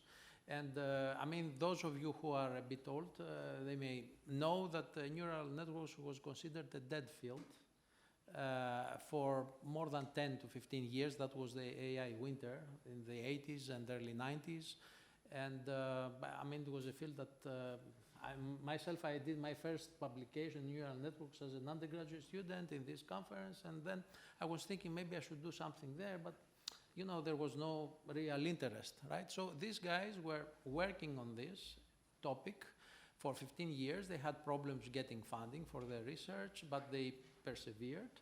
And then after, a lot of work that was not so glorious, that was not celebrated, the field reached a point where there was this convergence of technology, of their development, their scientific development, that they were able to sell for $40 million a company that had no product. And what was the product? The product was that a few months earlier they had published a paper that demonstrated that they could really use this technology to do identification of objects much better than any prior method. So the companies really wanted to buy the know-how. And so he was bought by Google, he created a lab by Google, he maintained his job in Toronto, and so on and so forth. And the rest is history. So and nowadays we are looking, everybody is looking into AI, and we're all excited about it, and you hear a lot of pitches about AI, because people aspire to use this technology in order to solve a lot of problems. So, what would it take now in a university, like in a country like Cyprus, or in a country, so that after 20 years, you have this kind of results? Because you really need to look into the long term. You need to invest in things that do not produce immediately tangible results. And I think, economists say that intangible results are more important nowadays than they used to be. So this takes a whole of different mindsets, a whole of different metrics that are not so much quantitative. Someone cannot really put down numbers. It takes something more. So I think for us the challenge is to get into that mindset and to nurture it in our both in our policy making, in our funding, and in our university. Great question, Maria. Thank you. I will leave you last to throw more questions into the mix. Yes. So, Livia? Yeah, so I've been thinking as the presentation was going onwards about how I experience my own curiosity, and I wanted to bring out, I think out loud and bring out this topic and see what other people are feeling about it or what their thoughts are. We talked about how many questions we set out there with age, and I was wondering, is there any research been done on how many questions are generated and how many of those actually make it into the real life? Because I think about myself that I'm curious all the time. I generate questions, but only, some of those make it into life. And also throughout different experiences I have in different places I worked with different teams, I feel like I might have been more curious, the same person, the same, background, being more curious, and at sometimes just not being curious at all, or not being willing to share that curiosity or engage more on it. And I just wrote down some factors that I think made the change for me, and I can share them. And also to say that, especially when I was in startup environment and in big corporate, when the teams, when there was a lot of questioning, you could see that there were more tangible results and more quality work being done and more solutions were found. So it was a tangible outcome from being more curious. So I would say, I just summarize with the factors and we can discuss. But so culture within a team or organization, I think it was quite critical. So having that, the leadership leading by example, that having a culture where asking questions is the norm and it's not, you don't have to go out of your comfort zone to make questions. And I did see a difference from working for the US and working for the UK and working for Cyprus, kind of different styles, and how that reflected on me. You kind of mirror what you see a lot of the times. The other one was your own passion in the context that you're working on. So when you're more interested in something, when you're passionate about doing something, I was more curious. And as I grow in space and time and learning more, so expertise and knowledge and familiarity with the subject kind of maybe breaks that barrier and makes you be more inquisitive and question the norm. So these are just some thoughts to share how we can get into more questions. And I just closing with this, I see people in audiences usually, and I'm kind of imagining a cartoon where all thoughts and questions are passing through their heads, but only one or two questions make it into real life. And I feel like that's a shame. And I wanted to see what barriers other people find in being curious or applying their curiosity. Cool, thank you. Great contribution. I'll come back to those points. So, Maria. I want to start with a comment regarding Mario's statement. So, there is this debate about applied and theoretical research, and I don't want to disagree, and I think that we should invest in both. But I have seen lately a lot of efforts in trying to commercialize existing research. And sometimes it's a bit hard to commercialize something that was not designed with a commercialization path in mind.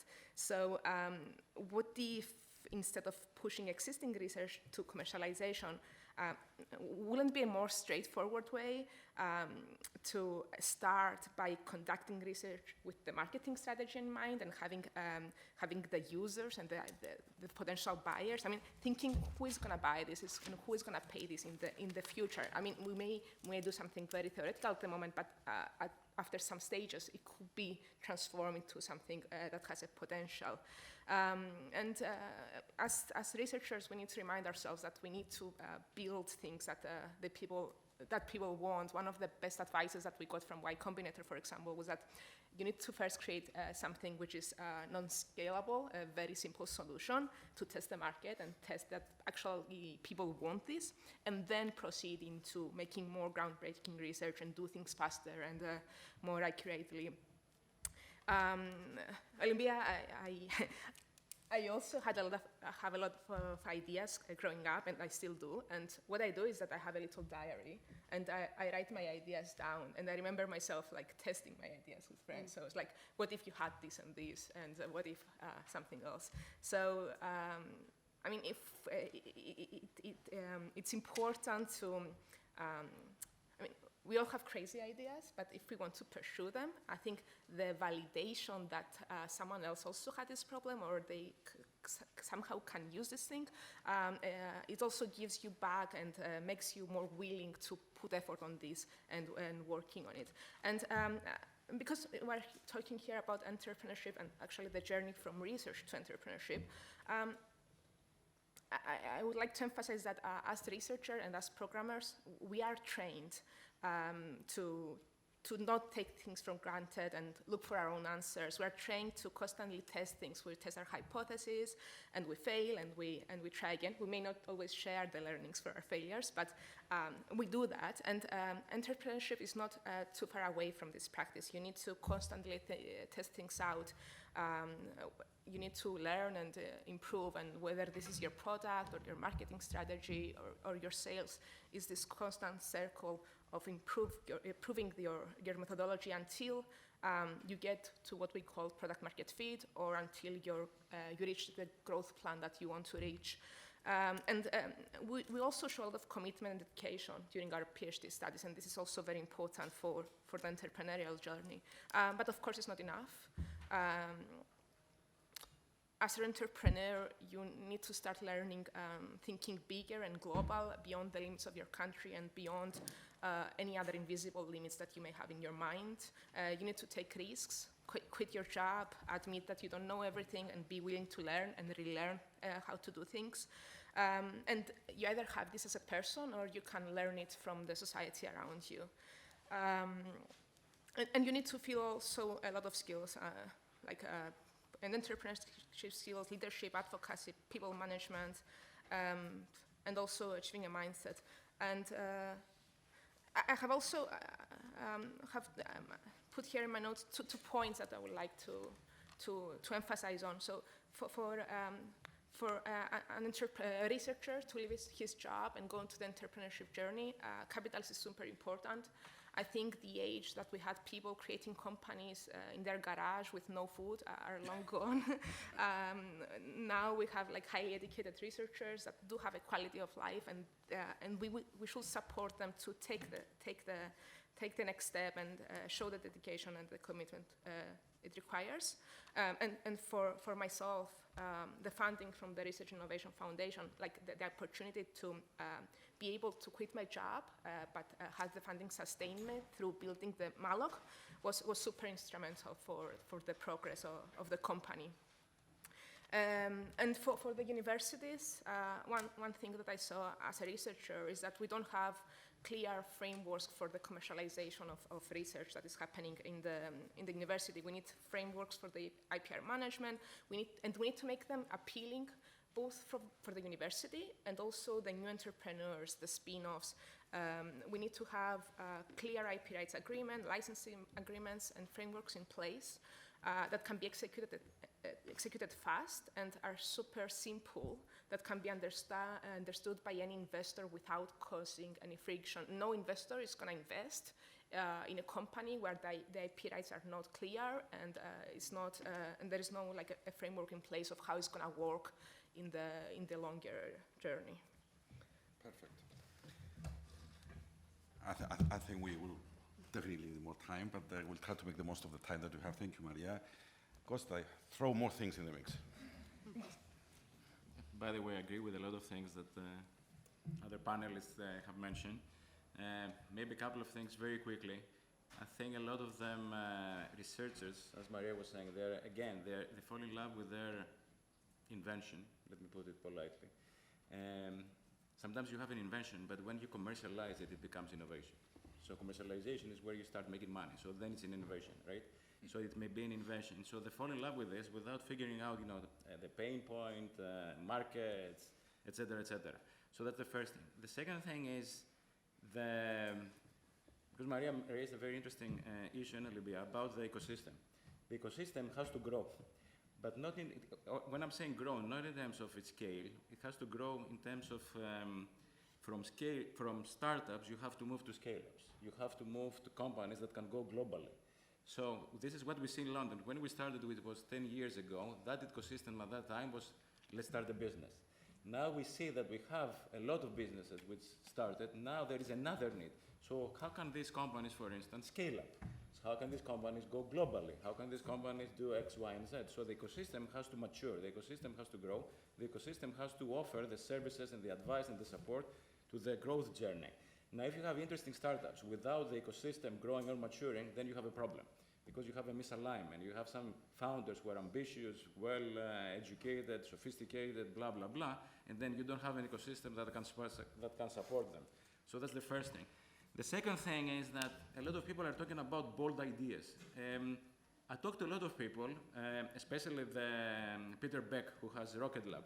He was saying to me, I think they raised, I can't remember, but hundreds of millions of dollars, and the valuation is in the billions at the moment. But he was telling me, if you are bold, it's easy to raise money. Because everybody wants to believe in the next idea, in the future. Now, if you are raising, for instance, and sometimes we say this even with the student startups, they raise not a lot of money.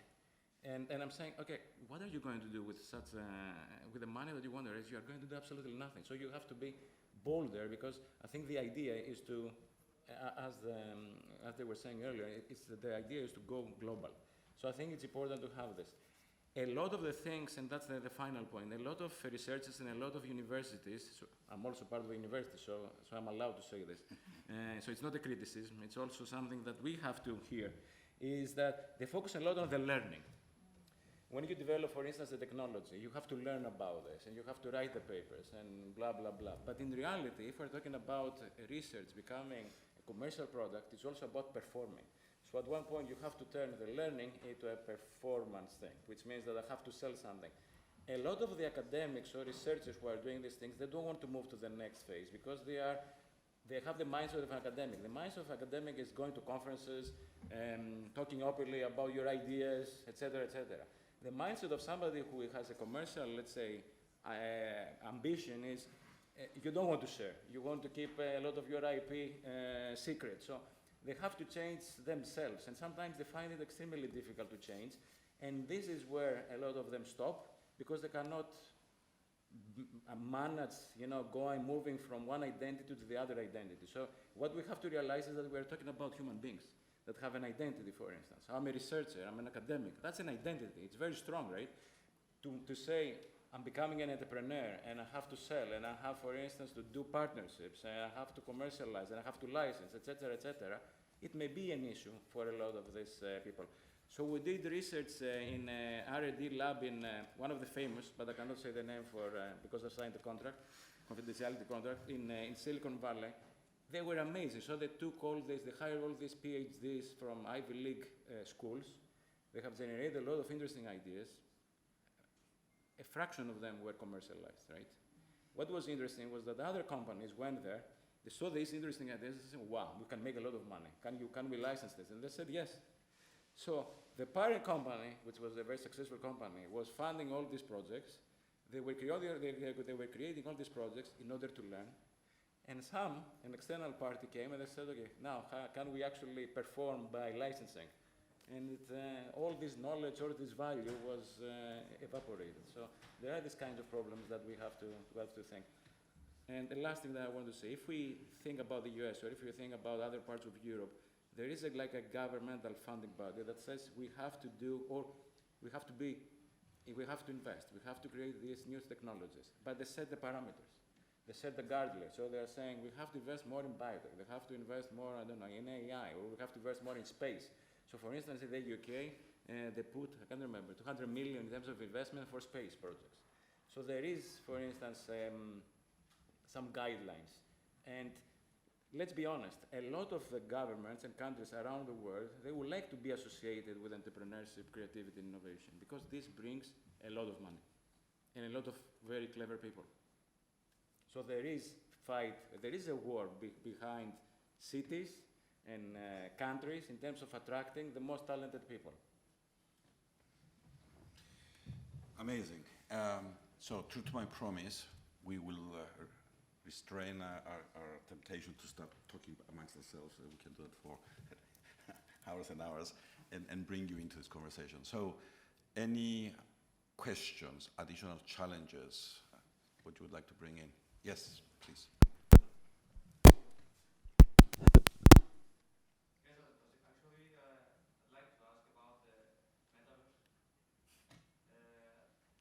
But I was wondering what's going on with metaverse and if it's worth investing in it and what's going to happen. I mean, what's your vision with metaverse? Could you tell us?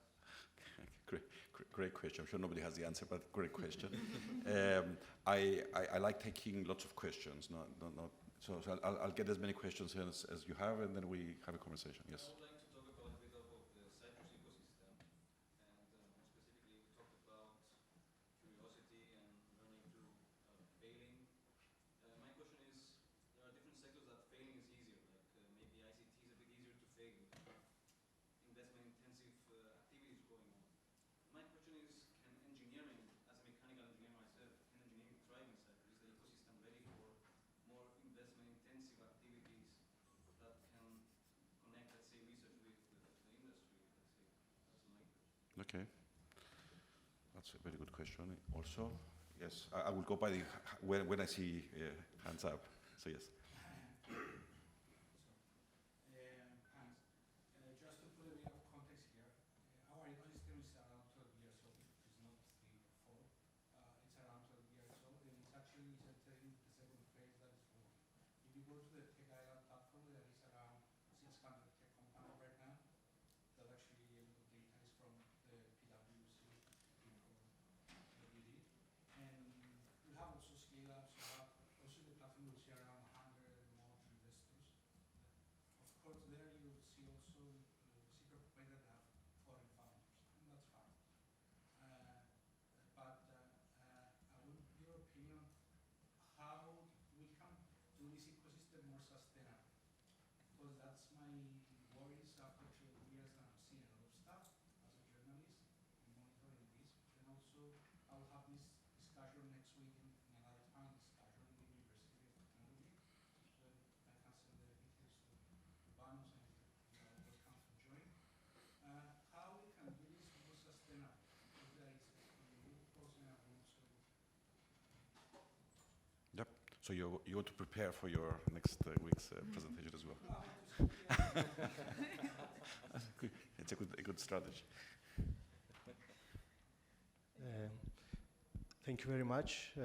Excellent talk, Professor Andriopoulos. Excellent interventions by the panelists.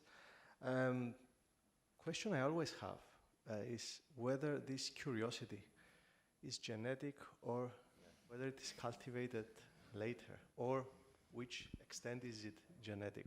There is current research, actually a professor we had here now is in Warwick, is doing this research whether entrepreneurship is genetic, Nikos Nikolaou. Yeah, with twins. Sorry? He does the research with twins. Twins, exactly, Yeah, which is yes. a validated quantitative method. But you're more on qualitative. Yes. So a combination of the two may produce some results or initial findings from your experience. What's the gut feeling you have?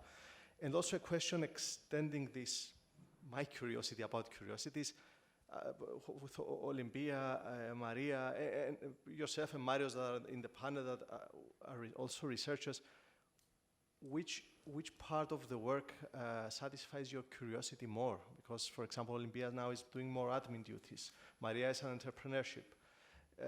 I just want to know which part covers curiosity better, in the sense of bringing this satisfaction, or whether this is horizontal to any type of activity you do. Thank you. So, Nicolas.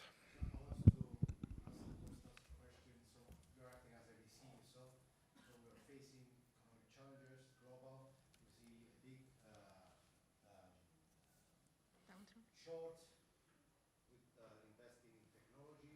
At the moment, we don't know what Nasdaq performed over the last performance over the last 6 months.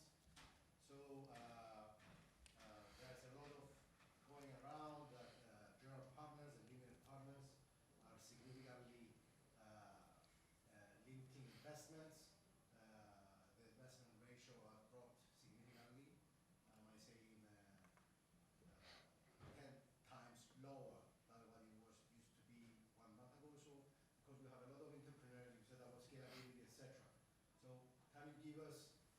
opportunities with regards to what is happening with private equity investments and VC investments at the moment?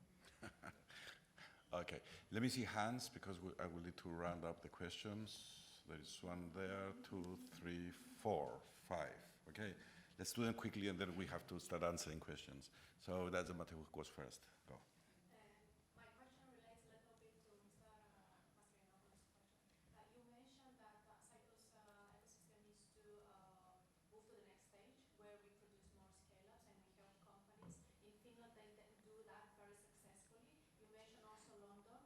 So my question is more specific. Can you give us some examples or tools? How do we do that? What is exactly the missing links and tools? In what are the actionable steps that can be applicable to us? How do we do it? For the next stage of the evolution of the maturity of our ecosystem. Okay. We have incubators, we have these hubs, Yeah.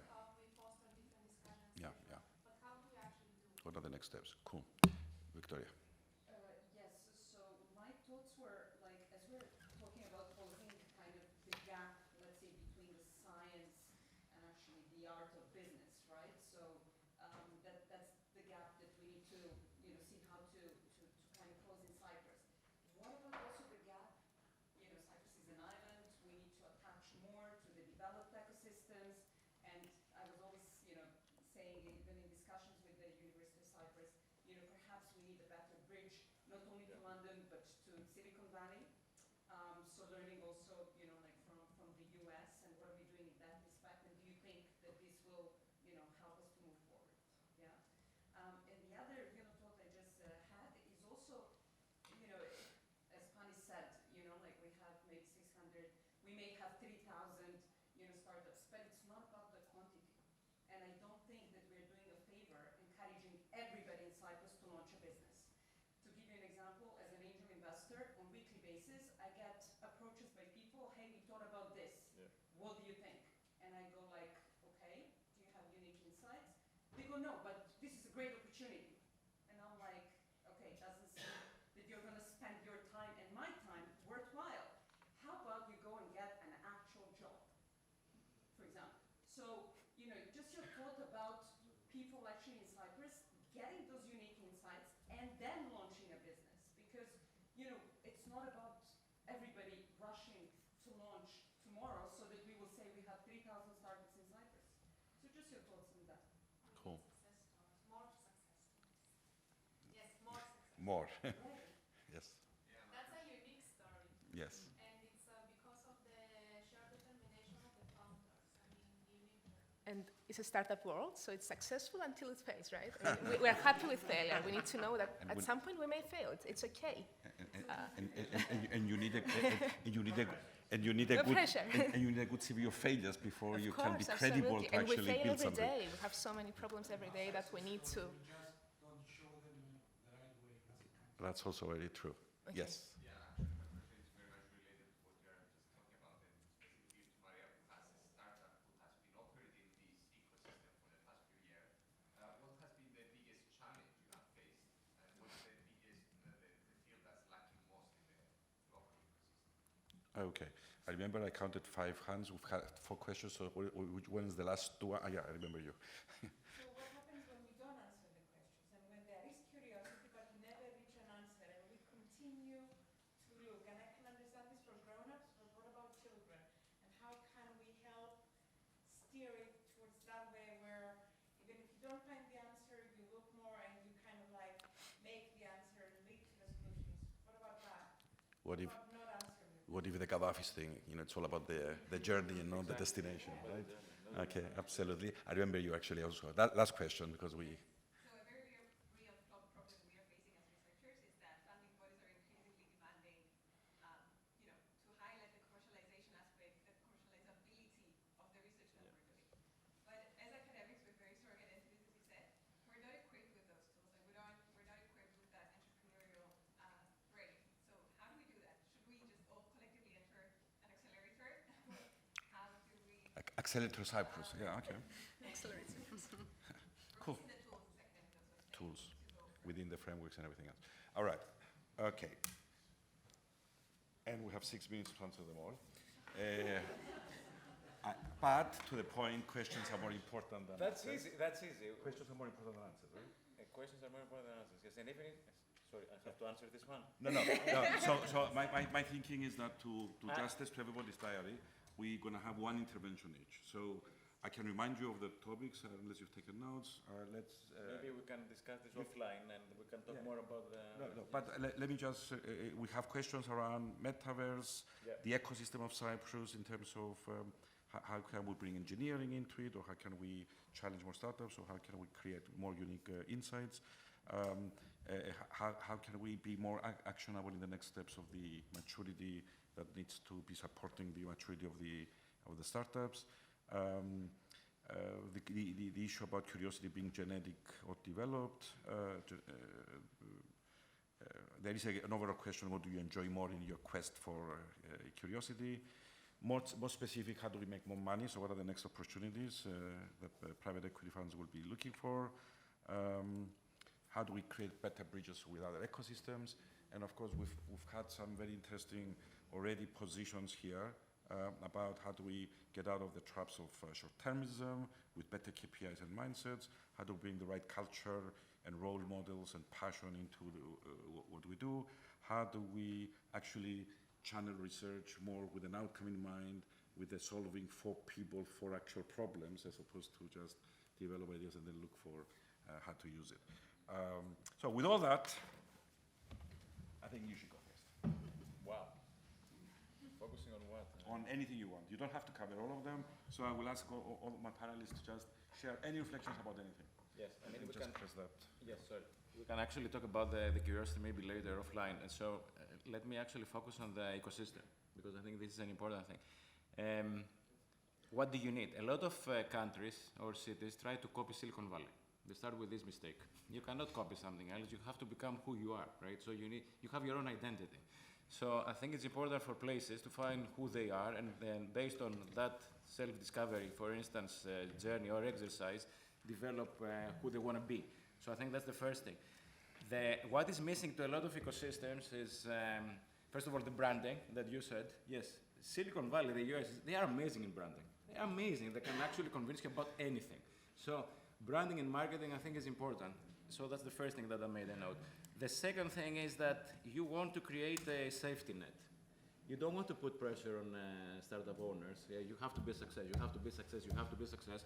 Because if you actually put pressure, the likelihood of these people taking the wrong turn is very high. So the likelihood of these people becoming unethical and immoral is very high. Absolutely. So you want to create entrepreneurs who are ethical. So you don't need to have this pressure, right? So you have to allow people the safety net, which I think is important. The other thing which is missing is, I think, female investors. Female investors, they're missing. I mean, even in London, in the VC fund that we had, I personally hired 2 female investors to run our fund, personally, because I wanted to change the situation. And this is what I'm saying to a lot of my students. Don't go to entrepreneurship if you are female, go to investment, because you know how it is. Sorry for saying this. Men invest in men invest in the things that they understand, in the same social class, in the same way that they look. So you need diversity there. So I think this is another important thing. And the third thing... Continue talking.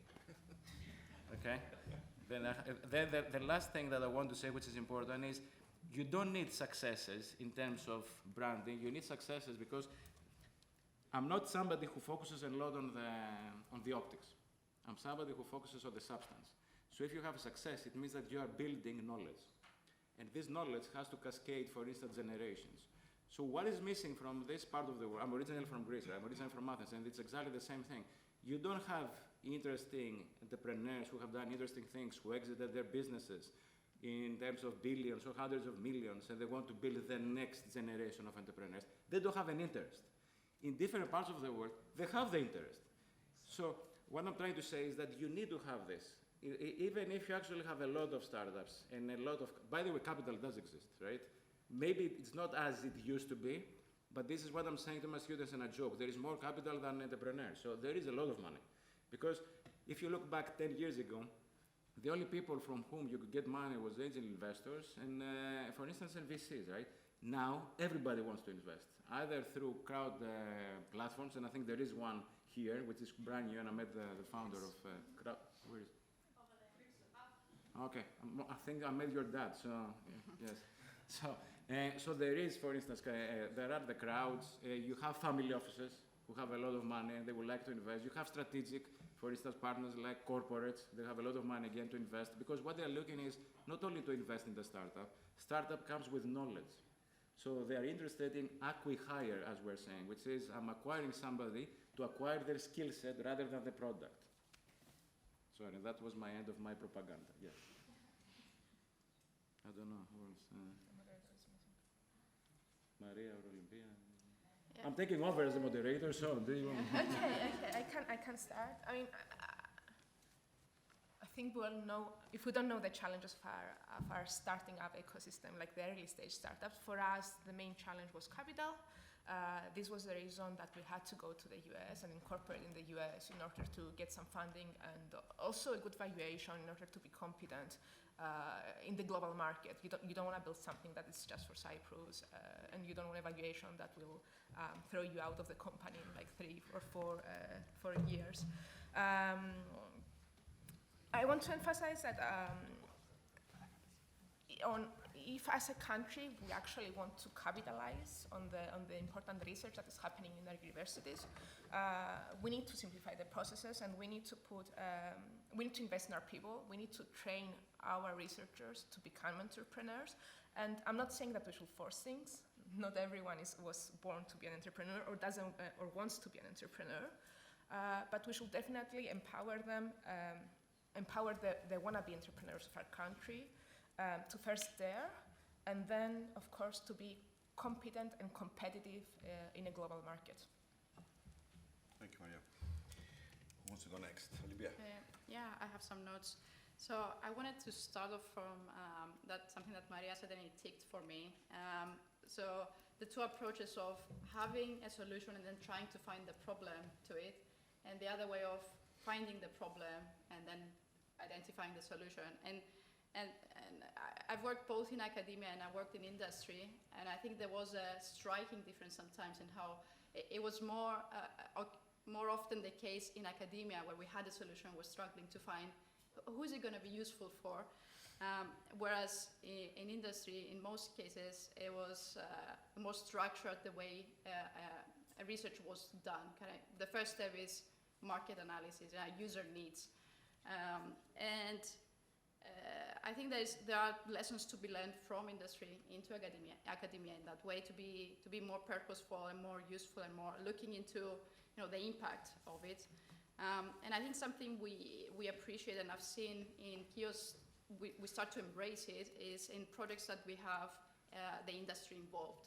There might not be the most amazing basic research that satisfies the ego of the academic, but I think we see the value in a way that we start by trying to understand what the problem is in real life, from the industry, from the people, from society. And the researchers, they find the value because they are inspired for new research.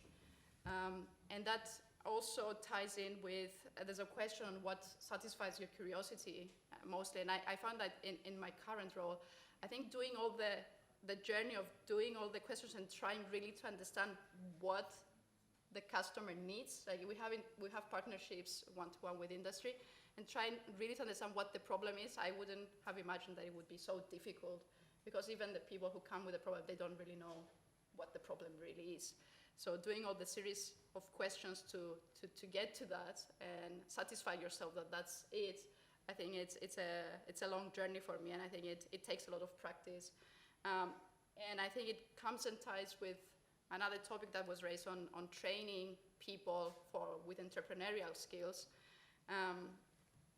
And I'm thinking that the skills, the first thing is that training people with entrepreneurial skills, they're not skills that you can just use by creating a startup. They're life skills, and I think it's skills that can be used in research. I don't have a startup, I never had, but I find that I went to all these courses for entrepreneurship. As a PhD student in Cambridge, it was part of your personal development. It was required to follow some courses. There was a lot of IP trainings and workshops, and it was bombarded all the time, and it was something that you had to do, and it was really hot to do at the time. But you can use all those skills in all aspects of life, and in business and in academia. And another, I think, other than the trainings provided by the universities, to give these skills to all scientists and all people in technology, or whoever want to go outside academia. It was also an important role from the student-led kind of initiatives. I think being part of QTEF kind of really opened my mind, being part of this student-run club. It was very amateurish, but you get the opportunity to go and speak to patent attorneys. So you have a reason to go and talk to industry, you get a reason to go and talk to startup founders and big corporates, and then you learn by doing things and talking to people and networking. So I'm not familiar if there's something like this in Cyprus, if there are this culture of societies and having the student entrepreneurship clubs, but I think it could have the sense of belonging for students, and then you learn a lot of stuff on the way. Thank you, Olympia. Maria. Thank you. So some comments about the funding situation. Indeed, because of the financial crisis, etc., it seems that we are exiting a long period. I don't know if that was before in history we had such a long period where we had interest rates that were zero, money was free. So yes, people are concerned about it. I mean, in this, I remember there was a British politician or intellectual who said, "Gentlemen, we ran out of money, it's time to start thinking." So this is not necessarily bad, because we don't really need easy money, we need intelligent, smart money that can really focus on the good ideas. And what are the good ideas? The good ideas are those that respond to real needs. And in that sense, I mean, there was this question about metaverse. I haven't seen, how my life would be better in metaverse, but maybe I'm wrong, right? Because very often we are wrong about the needs.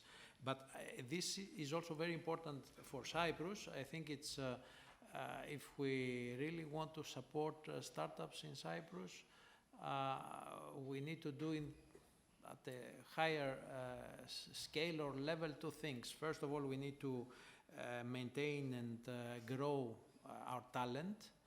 And by that, I don't mean to extend the number of people who have bachelor degrees, because we are like one of the top countries in the EU with bachelor degrees. So this is a point of reflection. Okay, what talent do we need to develop? How can we expand this talent pool? How can we be more inclusive? And this is not a Cypriot problem. I mean, we had a few years back the head of Startup Nation Central, Professor Kandel from Israel, who they have exactly the same problem, because they say, well, look, our ecosystem is based on like 10% or 20% of our population, and we cannot grow like that. We need to expand. So talent and local needs, namely, how can we trust things that are developed by startups so they can respond to local needs, real needs, and then we let them test their ideas, and then they can grow. I think, of course, there are ideas and startups that can go global from the outset, but we need also to respond to local needs, and that's not very easy. There was this question about the funding agencies. As a researcher, I share this concern. Indeed, I mean, we've run a lot of European projects, and we have to develop exploitation plans. And even now, even the European Research Council, is asking for these things. If I want to be a bit provocative, I would say this reminds me of simulacra. Simulacra is a term that was coined by Jean Baudrillard, who was a French anthropologist. And it says it's like Disneyland. So you have something that, it's inauthentic. There are true conditions. They are defined, however, by imitation and symbols, that they have their own life, but they are not they are detached from the underlying reality. And why I'm saying this, because yes, there is a lot of effort spent on these exploitation plans. It's required by research agencies, so we will dance, to get the money, that's clear. Now, what is the outcome? Given the input that we put, the investment that we do, the outcome is very, very limited. I mean, every researcher that you will talk, and of course we are recorded here, but anyway, they will tell you that. So why? I mean, is this a problem? Well, yes, because you waste money. So how will we get the entrepreneurship that we really need? So I do agree with all that was said. So by providing skills, upskilling, training, and then creating the environment where those few people who are able and willing to answer the questions of entrepreneurship, which are different questions than the questions in research and the challenges, they can do it. It's not for everyone. So someone asked, I mean, what questions are we asking as researchers or as entrepreneurs, etc. I think all questions are interesting, and it depends on your psyche, what you want to do. So it boils down what you said, who you are and what you want to become. I mean, if you don't know that, then you don't become Silicon Valley, you don't become nothing. So it's just simulacra. Cool. Thank you. Maria, I'm going to go for final comments. Have you concluded everything that you wanted to say? Yes, yes, thank you. Great. So, Olympia, any final thoughts before we close? I'll give you another chance in a bit. Maria, you were taking some notes. No, I just wanted to comment on something about the economic downturn that have affected. I mean, we have U.S. investors, so they have prepared us for this economic crisis that is coming, and they told us that you need to watch your budget, and maybe you should lay off people, and also let's see how much you spend on marketing, and make sure that you don't need to raise any money for the next 2 or 3 years. And I mean, happily enough, we're okay, because we do have the US investors and the US mindset, but we also operate a bit with the more European way. We keep the costs low, and we're a bit more conservative on how much we spend. But we can see the positive side on it. I mean, we can see that now, before startups were driving for the extreme growth, the growth without even thinking how much you spend and how much profit you make. And now we see this shift that instead of applauding to the growth, we are applauding to the actual profit and how much revenue you make in terms of how many expenses do you have. And we have seen a lot of startups failing over the last year. And the reason is that because we are striving for the growth, but without at the huge expense and the huge depth. So I think this has shaken us a bit to be more conscious about how we use the money and how we do a more responsible growth for the future. And there are also alternative markets. So, I mean, the US financial market is a bit not great now, but in China things are better. And as companies, we are also looking into alternative markets that are not so much affected by the economic crisis in order to continue growing and be able to overcome this situation that has come. I think, that's cool. it. Thank you, madam. Costa, you've been making some notes as well, I noticed, so share your final thoughts. The final thought is, I think with a lot of the things that we're discussing, it's about the future, and it's about developing something, it's about creating. A lot of these kind of things make a lot of people uncomfortable, because there is a likelihood of failing, right? And there is a likelihood of getting hurt. So the final thing that I want to raise is, don't listen to dream stealers, people who will tell you, don't do it. People will tell, yes, exactly. So, and I give a very short, trivial example. So during the summer, I was with my friends. We spent a lot of time in their place in an island. So I wanted to learn kite surfing. And everybody actually wanted to eat me alive. He said, you are old, you shouldn't be trying those things, you will get hurt, you have a family, you will leave them, you most probably hit a tree, a bus, or whatever. Right? I said, okay. I mean, I was listening to them and I was saying, you don't know who you are talking to.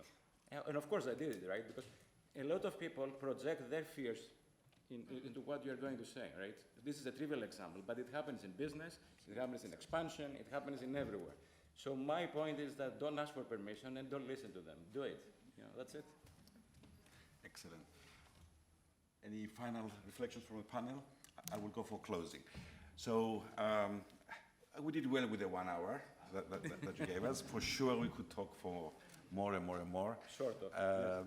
My final reflections are that I think throughout the entire theme of the answering by my panel, what is really standing out is a certain mindset that is, I think, quite common, and perhaps one can make correlations with a curious mind or a purposeful mind.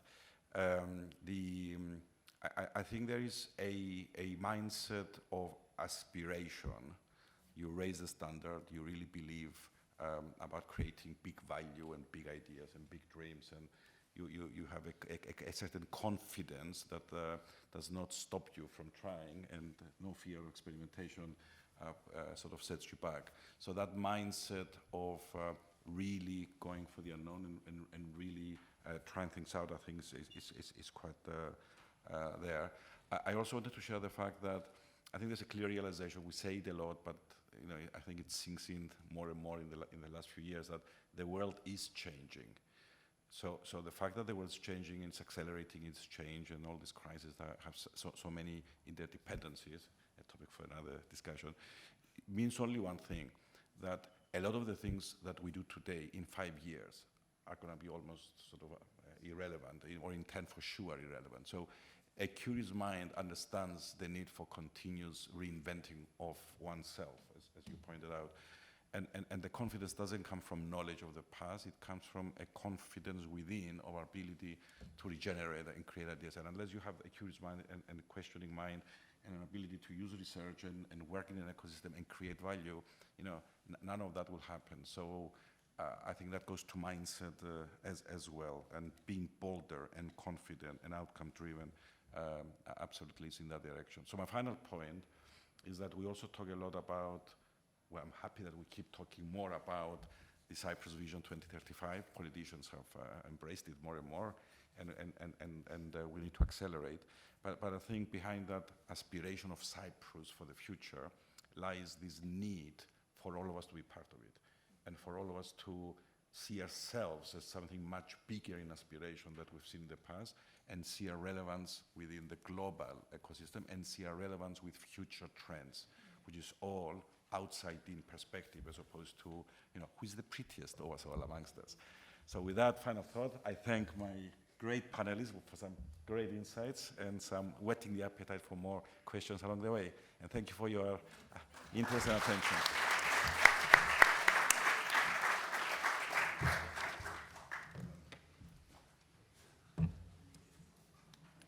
Thank you all panel participants. Logistics. Yes. Now, I invite you all to go and visit the research results exhibition upstairs, 15 fantastic research teams. We have conveniently placed lunch in the middle of it, so we're going to make things easier for you. Just to be curious, explore about what it is that these fantastic research teams did. You will be impressed. We are going to reconvene at 2 p.m. here with 6 amazing startups that they're going to pitch. These are the 6 amazing finalists of the Cyprus Entrepreneurship competition, and we'll also be announcing the winners. So that's 2 p.m. In the meantime, let's move upstairs.